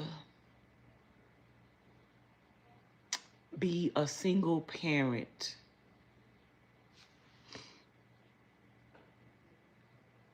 That man destroyed me and ruined my life. And when I moved to Texas, I never, ever, ever, ever, ever, ever, ever wanted to go back to Louisiana ever again in life. I have a secret that I try not to tell y'all because I don't want to offend people.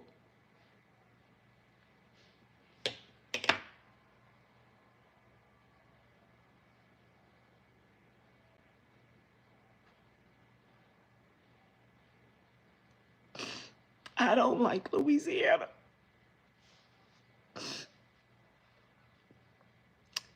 And I know I have subscribers.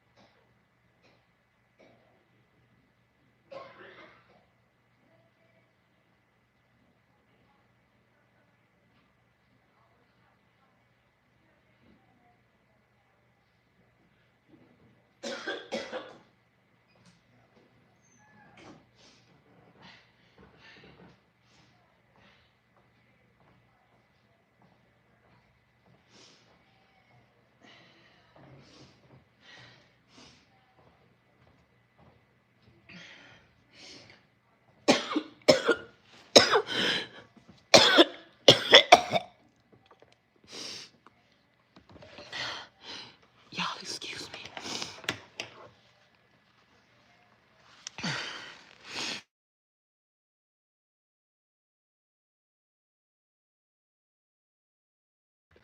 Y'all give me y'all give me a minute.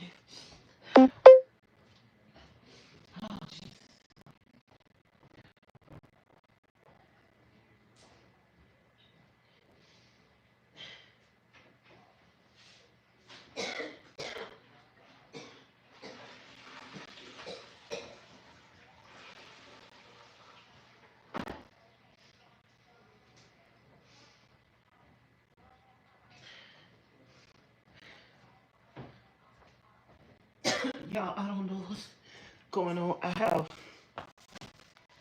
since I've been sick, I have a weak bladder. And every time I cough, I literally pee all over myself. I'm talking about full-blown pee, not no tickles.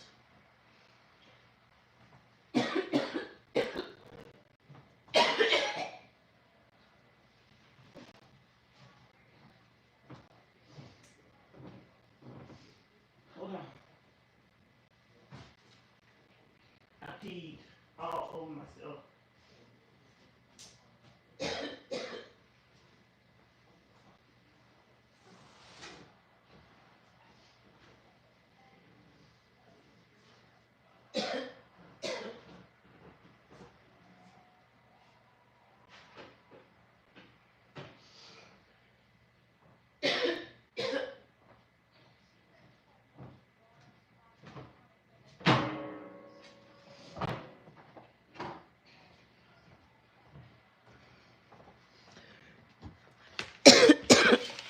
Y'all.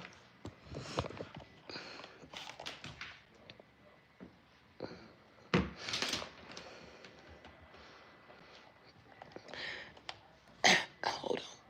Hold on, y'all. Hold on. Hold on. Hold on. Oh, I can't breathe. Hold on, y'all. Last night when I was live up in here, the phone ended up getting hot. Y'all, I peed all over myself. Every time I cough. Oh, Jesus.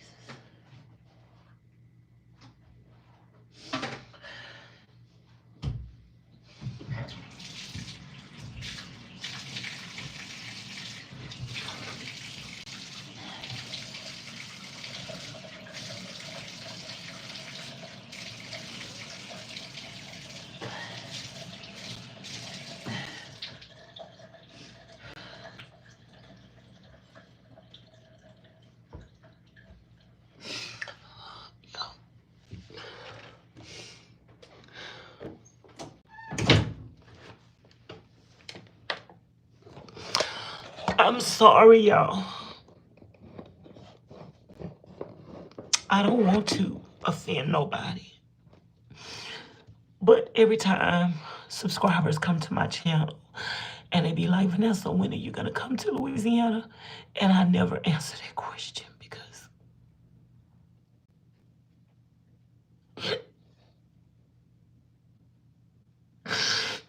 I don't like Louisiana.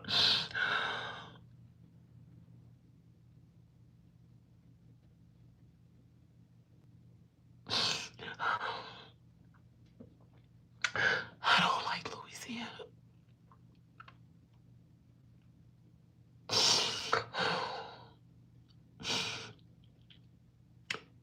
The man that sexually assaulted me when I was a little girl, he was from Louisiana.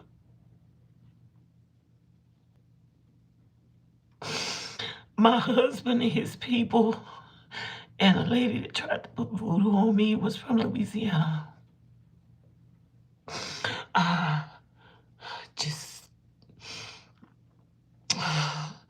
I just don't like that place. And I say I never want to go back there ever again in life.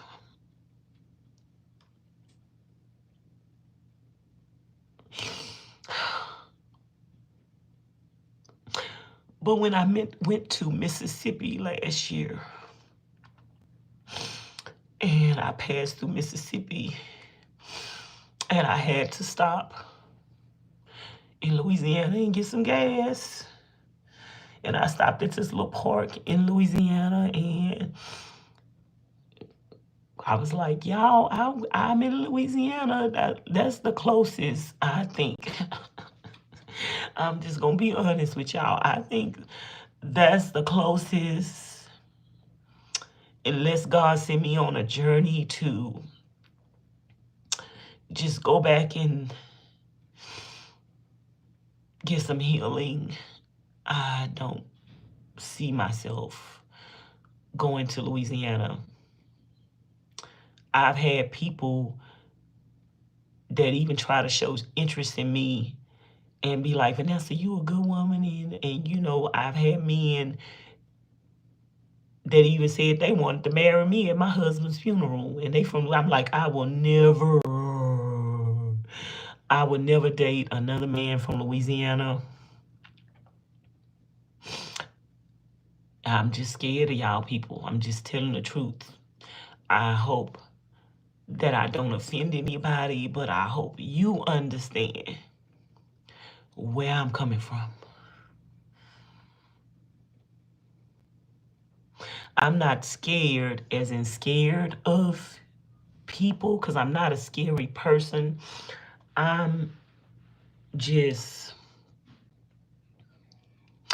just don't like the place. It has left an imprint on my heart that I've experienced so much evil from that place and from the people, and it didn't have to be like that. Like, even when I was in school, like, the girls were so jealous and the girls would beat me up, and one girl knocked my whole tooth out my mouth because she was jealous. They tried to scratch my face, scratch my eyes, and she knocked my tooth out my mouth.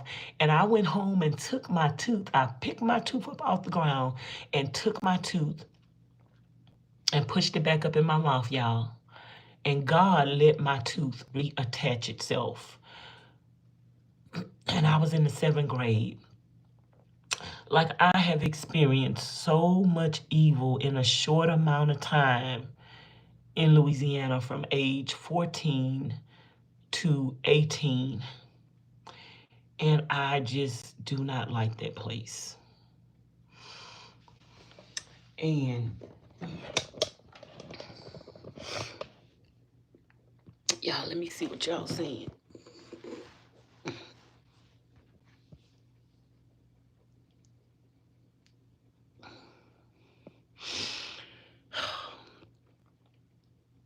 Miss Sophie say, Vanessa, you have been through a lot, but God has got you.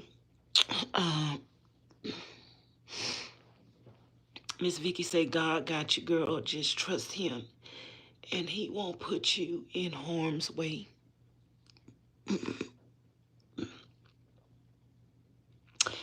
Miss Morris say, that makes sense why she shops a lot.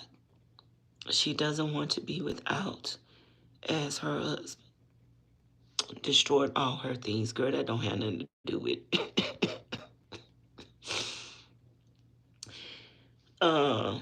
Sandra say, help your people, Father.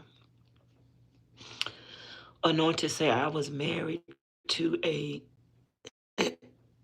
convert narcissist, and I am destroyed indefinitely from childhood trauma, narcissistic parents, now deceased. The convert narcissist and his mom turned everyone against me.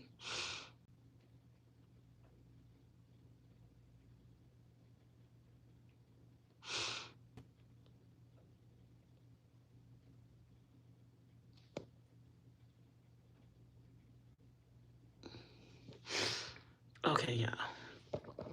I'm sorry, y'all. That was a lot. That was a lie, y'all. I had never really told nobody that I don't like Louisiana. Like, when subscribers would come to my channel and they'd be like, Vanessa, when you coming to Louisiana, I'd be like, I'd be in the back of my mind, girl, I ain't going to Louisiana, not me, not I, said the little red hen. Girl, I do not like Louisiana, and I'm saying it out loud. I do not like it. And of course, I know everybody is not like that, but I have seen a lot of people and know a lot of people from Louisiana. And I heard a lot of crazy stuff. And I just don't want to subject myself to that foolishness. And just like I said, the man who sexually assaulted me as a child was also from Louisiana. Y'all, I have been my bladder is so weak right now that if I sneeze, that if I cough,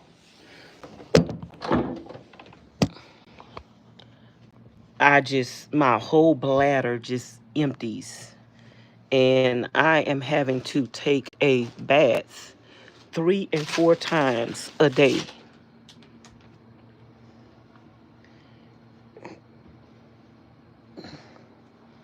Because of the urine. And I just now got out the bathtub.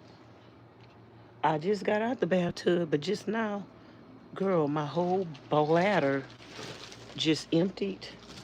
My whole shoes got soaking wet. I'm gonna have to throw my shoes away and wash them. I am about to wash some clothes, and my dress is soaking wet. So I'm gonna try to finish this story.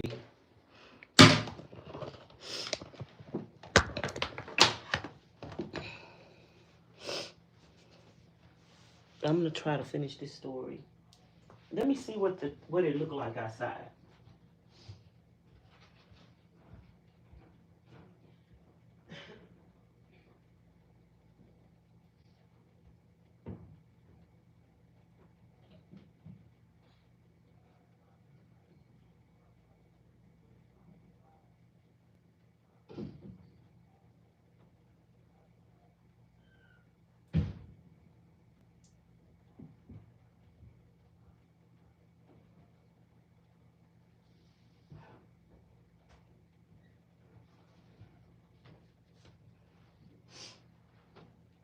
Let's try to go outside for a minute.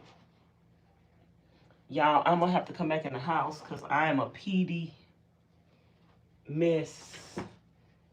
And I'm gonna take my robe and sit on my robe. Miss Vicky say, no weapon formed against me, you shall prosper. Miss Vicky, the whole moral of the story is that all of this stuff happened to me. The devil been attacking me for a very long time. I got saved when I was 14. God delivered me from a violent husband. He delivered me from a family that was, those people were evil and wicked, and all the cousins was sleeping. Had it that they was having kids with each other, and I guess the reason why he was always thinking that I was sleeping with one of his cousins, because all the cousins were sleeping with each other, y'all. It was a hot mess. And I left that place when I was 18, and I returned there over the years a couple of times to just visit, but I really never wanted to go back there. And when my husband died, I went to his funeral, and I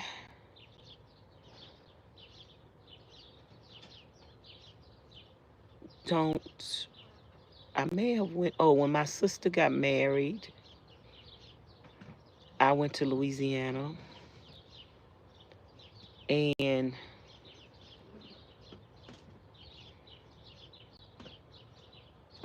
When my sister got married, I went to Louisiana.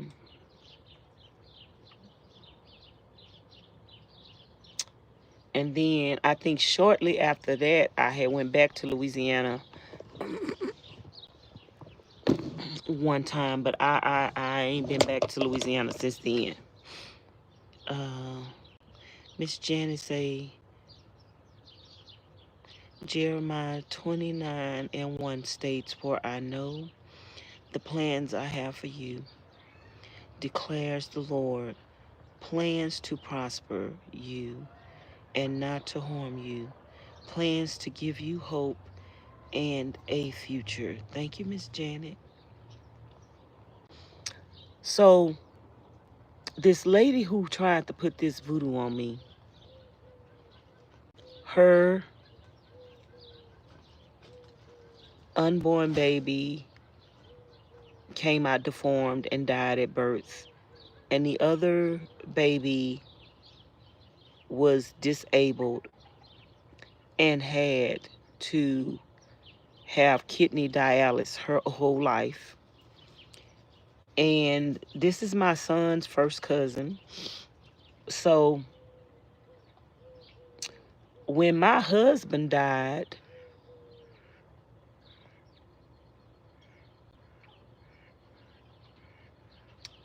you know, my son never, his people never helped me with him. My son's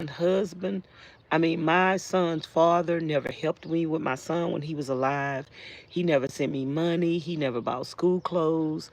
My husband always wanted me back, and my husband would not have anything to do with our son.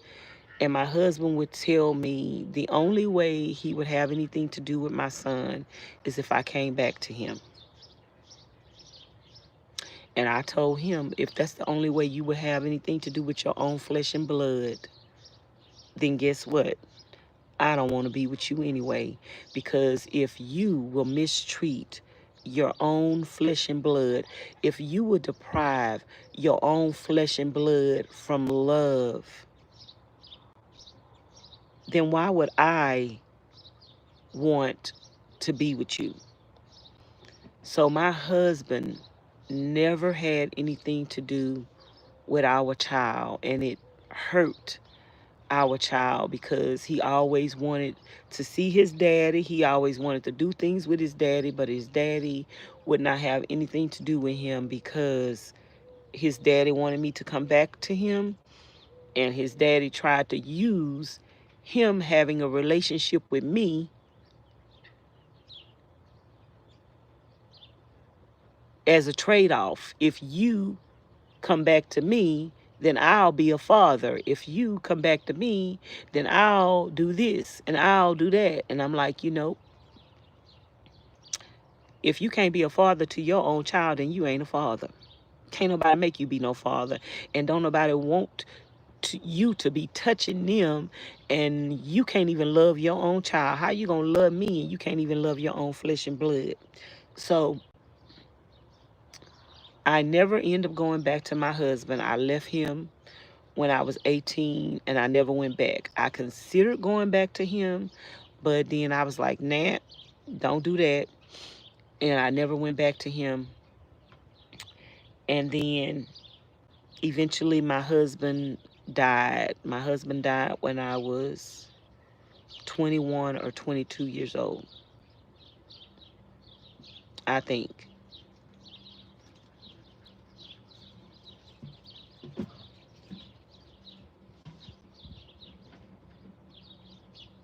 No, he died when I was 24.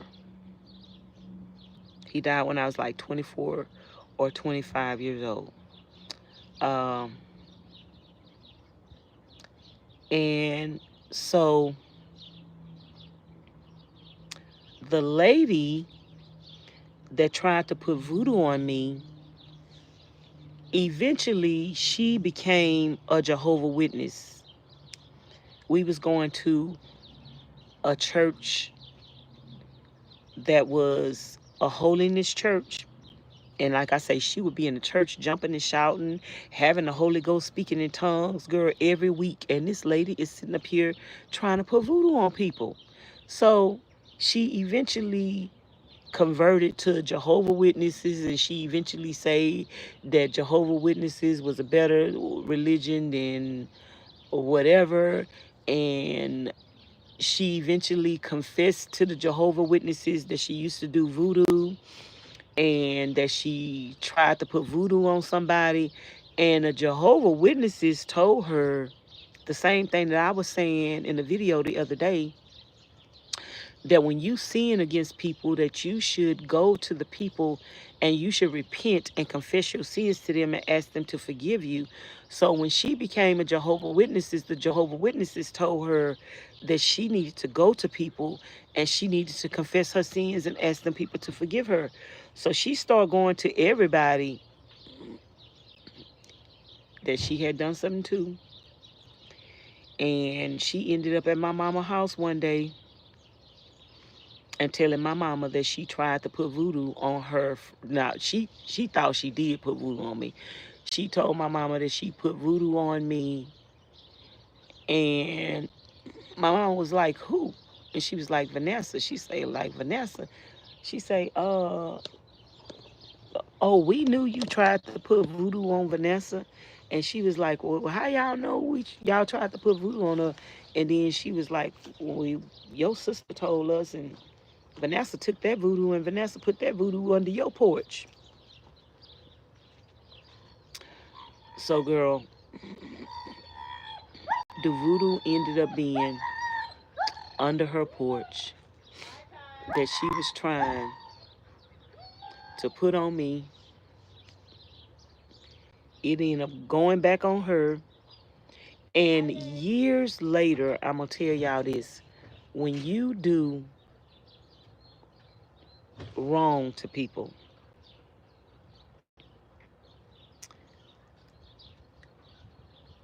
your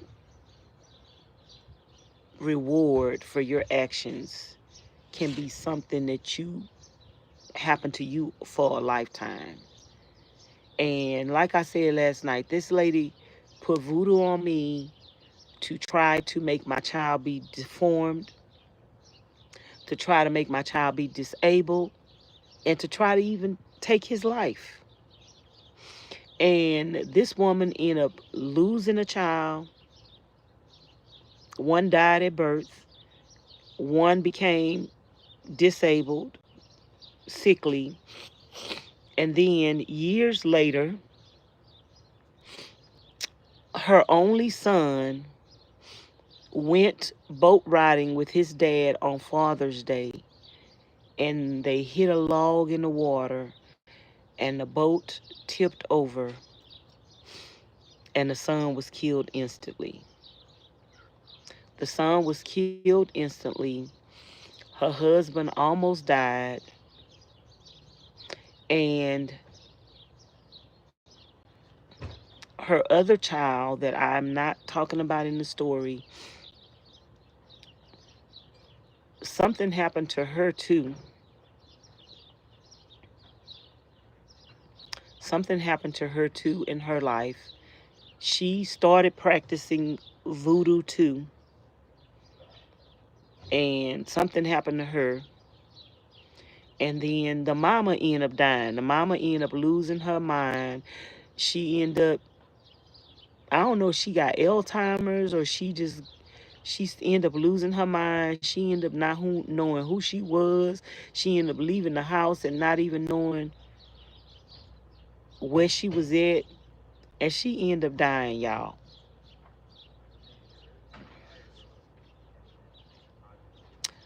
I do not believe in voodoo. I know that voodoo exists. I know that people practice voodoo. I know that people think that they can cast spells and all of that darkness, but I do not believe in voodoo. I do not practice voodoo. I do not fear voodoo. I am not scared of voodoo.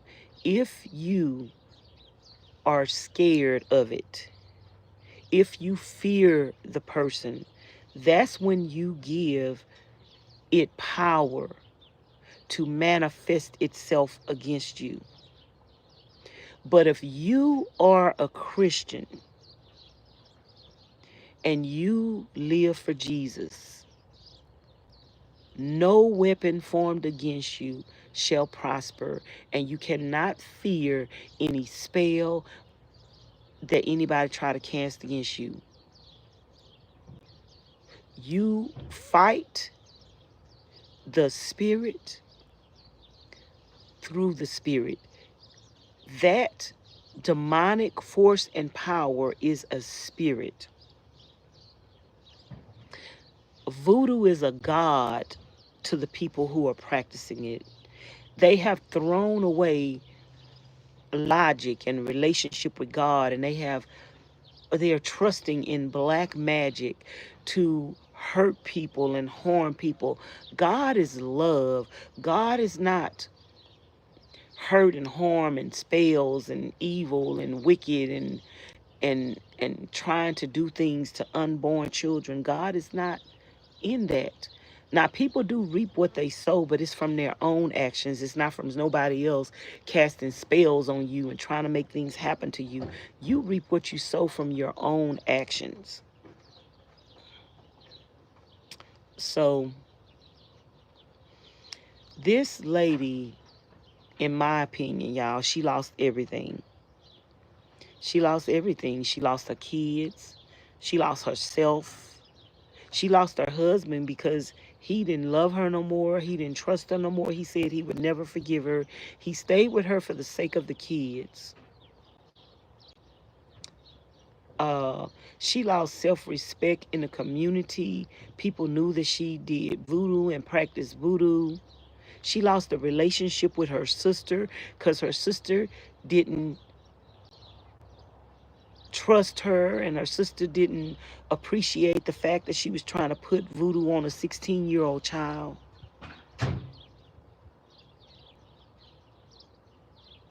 When you do evil against people,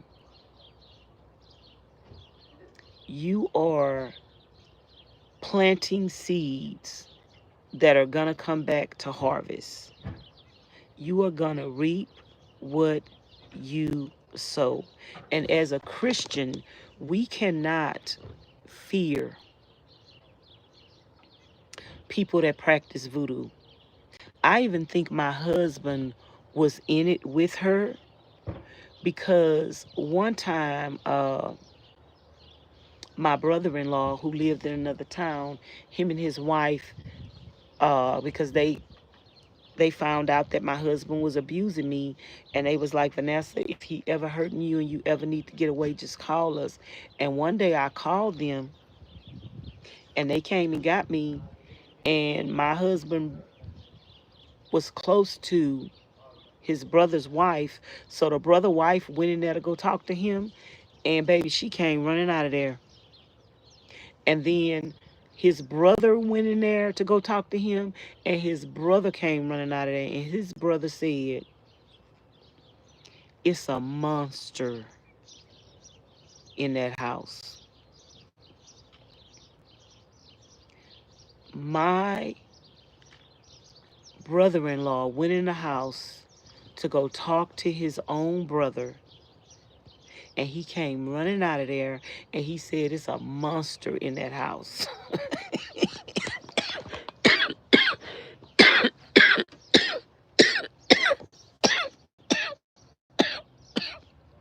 He said that his brother growled at him. My husband was possessed, y'all. He was possessed. He was possessed with the devil. He had the devil in him, through him. He was the devil. And I think him and his sister-in-law was practicing that witchcraft together. And both of them are gone. Both of them not here. And both of them reaped what they sowed. And so, y'all, just be careful Hey, Miss Candace, be in the will of God. Don't trust any and everybody. Don't make foolish decisions. Don't marry outside of the will of God. Don't trust people that uh, look to be holy, look to be godly. The Bible say, try the spirit by the spirit. This lady went to church every time. We went to church like 3 or 4 times a week. We went to church on Sunday. We went to church on Wednesday night for Bible study. We went to church on Friday night for choir practice. And sometimes we would go places and sing and participate in the choir. And my husband, I met him in the church. My husband played the guitar. He sold himself to be a godly Christian man. And that man was far from God. My sister-in-law was far from God. My relatives, my in-laws were far from God. Like, who goes to somebody's house and tell them this ain't your child? Give me your baby. Give me your baby. You can have another baby. Just foolishness, foolishness, foolishness, foolishness. And all these people in the story, my brother-in-law that threw the rock at me, he died. It was another brother-in-law, he died. The wife that tried to put the voodoo on me, she died. 2 of her children died. One of her children ended up needing a kidney transplant. I told y'all, they asked my son, would he donate them a kidney? You must be out of your everlasting flipping mind. Ain't nobody about to donate you no kidney. Do anybody have any questions?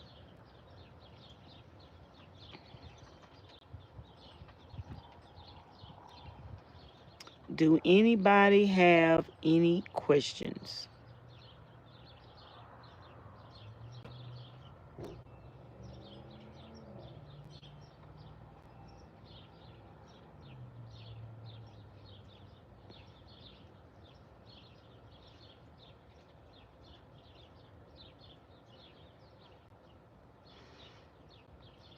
Do anybody?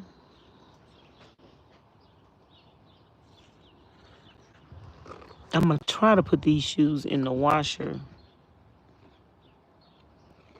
I hope they don't get messed up. Anybody have any questions? Anybody have ever had any encounter with a person that's practicing voodoo?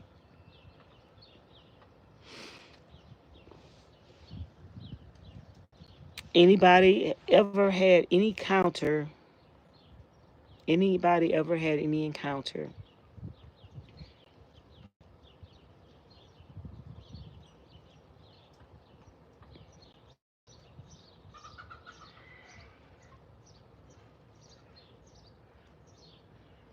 with anybody practicing voodoo? Um, I feel that because I did live in Louisiana for a little while. My mama stayed in Louisiana for years. My other brothers and sisters were raised in Louisiana from the time my mama moved to Louisiana. They all graduated from high school in Louisiana. My sister graduated from college in Louisiana. And things happened to her while she was in college. I pretty much know a lot about my experience with Louisiana, and it's a lot of darkness. It's a lot of darkness. It's a lot of voodoo. And a lot of violence. Um, and just my experience with Louisiana just made me not ever want to go back, y'all.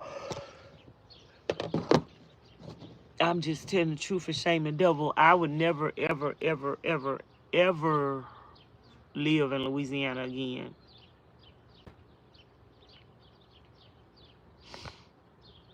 I would never live in Louisiana again. My grandmother's side of the family is from Louisiana. And supposedly we have land down there. But I would never be interested in pursuing it. I would never be interested. So much bad stuff happened to us in Louisiana. Even though bad stuff happened to me in Texas too, it's just like when complete strangers are targeting children and trying to put voodoo on children, it's just a sad, sad thing. And your experiences shape you, and your experiences make you not want to make you deal with things with a long edge sword.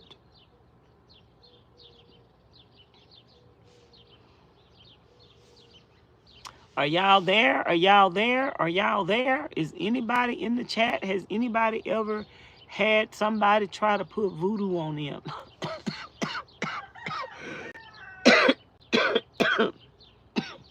Has anybody ever had an encounter with voodoo? Girl, I rebuke that in the name of Jesus. And anybody that, let me tell you, when you are a Christian, you don't play into that. You don't fear what a voodoo high priestess could do to you. You don't fear nobody casting spells on you. You don't fear that. You don't play with it. You don't beckle into that. You don't have no, girl, I dropped that bottle under the lady house. End of story. God deal with it. God handle it. And that's sad that people think they could put voodoo on people. Now, I've heard of people saying voodoo work, and I think voodoo can work on you if you fear it. If you scared of it and you fear it, Miss Candace say, I am here. No, I haven't had any experiences. Girl, I was 16 years old, and that lady tried to put voodoo on me. And I'm sure she probably tried to, she probably helped my husband and tried to put some voodoo on to get me to come back. That didn't work because I never came back. I was not, You done pulled guns on me one too many times.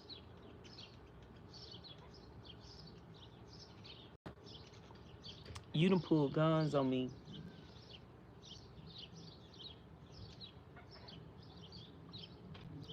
One too many times, and I'm not coming back. Y'all, I think I want to go. Should we go to the BLM land today?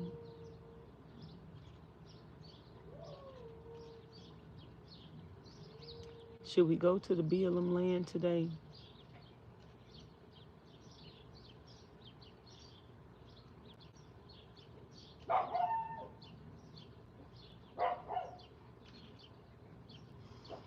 I need to go take another bath because I done peed on myself again. Anybody got any questions before I go? Let me go put this.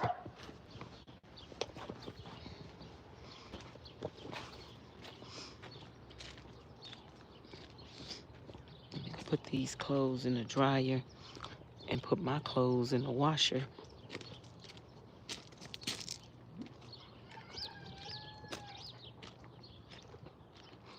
Anybody got any questions about this story time video?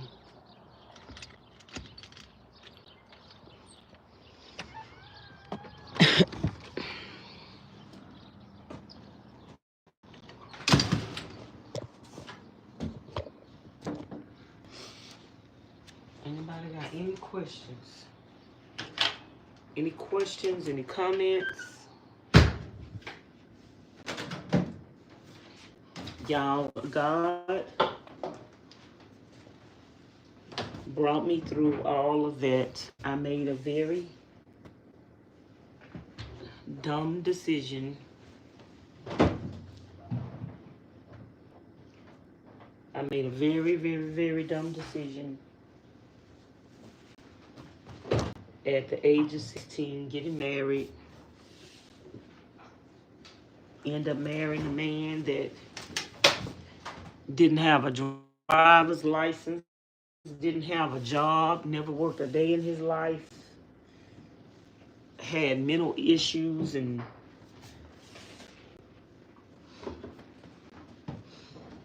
a history of family incest and witchcraft and just, child.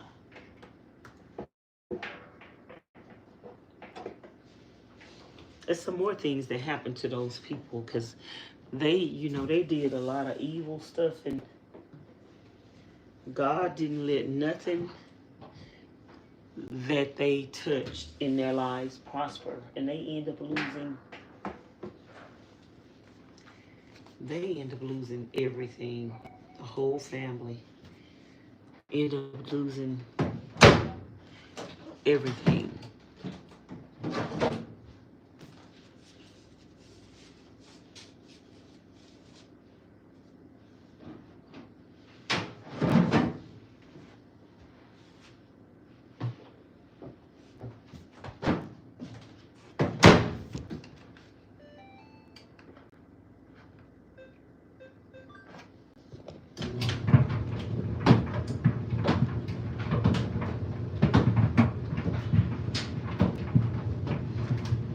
Mulans help with incontinence. What is that?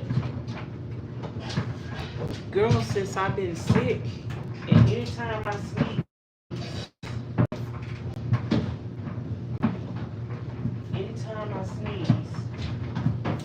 or cough, it is worse. It has never been like this before.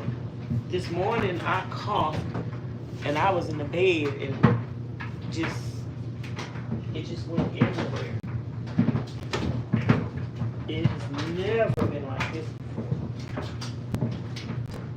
So I had to change my clothes 3 times yesterday, and I just took a bath and put this on. Now I got to take another bath.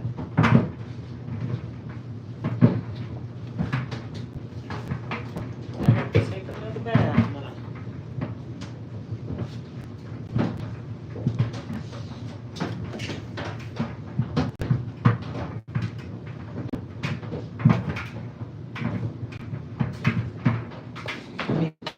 These shoes in the washer.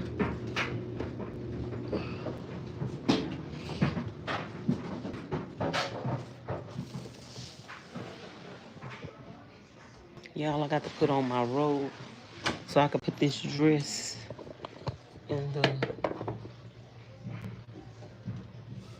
I'm gonna turn y'all around.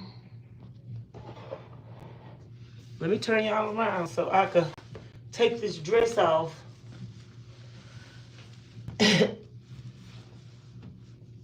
and put it in the washer.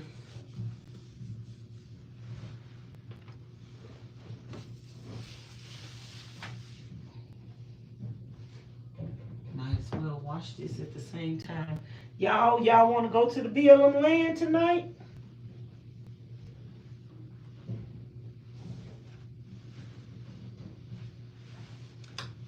Y'all want to spend the night at the BLM land tonight?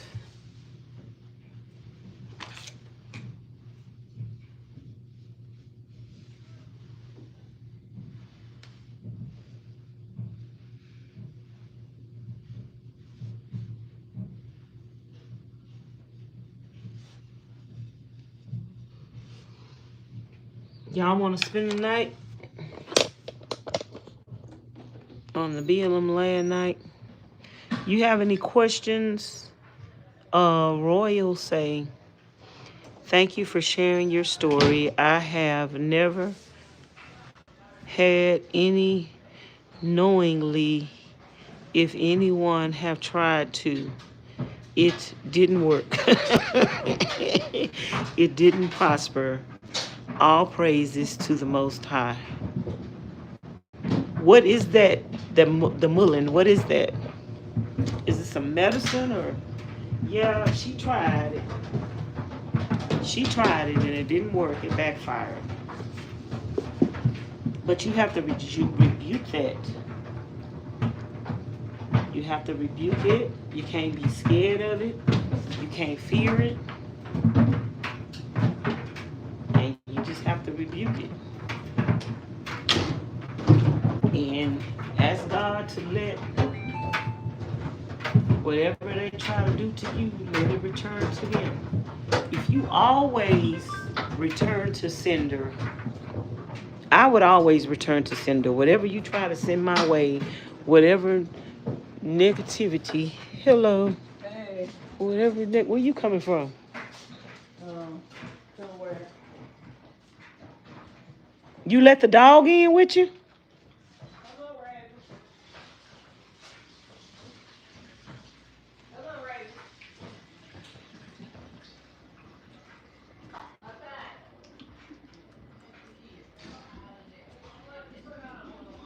Okay. In the world. So by this time, y'all, I'm steaming, and I gotta go to stop today with my girlfriend. Do y'all want to go to the BLM land? Yes, I want to go to the BLM land. Okay, y'all, I just put my clothes in my washer. I have to go take a bath again. I have to go take a bath again, y'all. And Charlene had put that pizza there for you. Oh, okay, cool.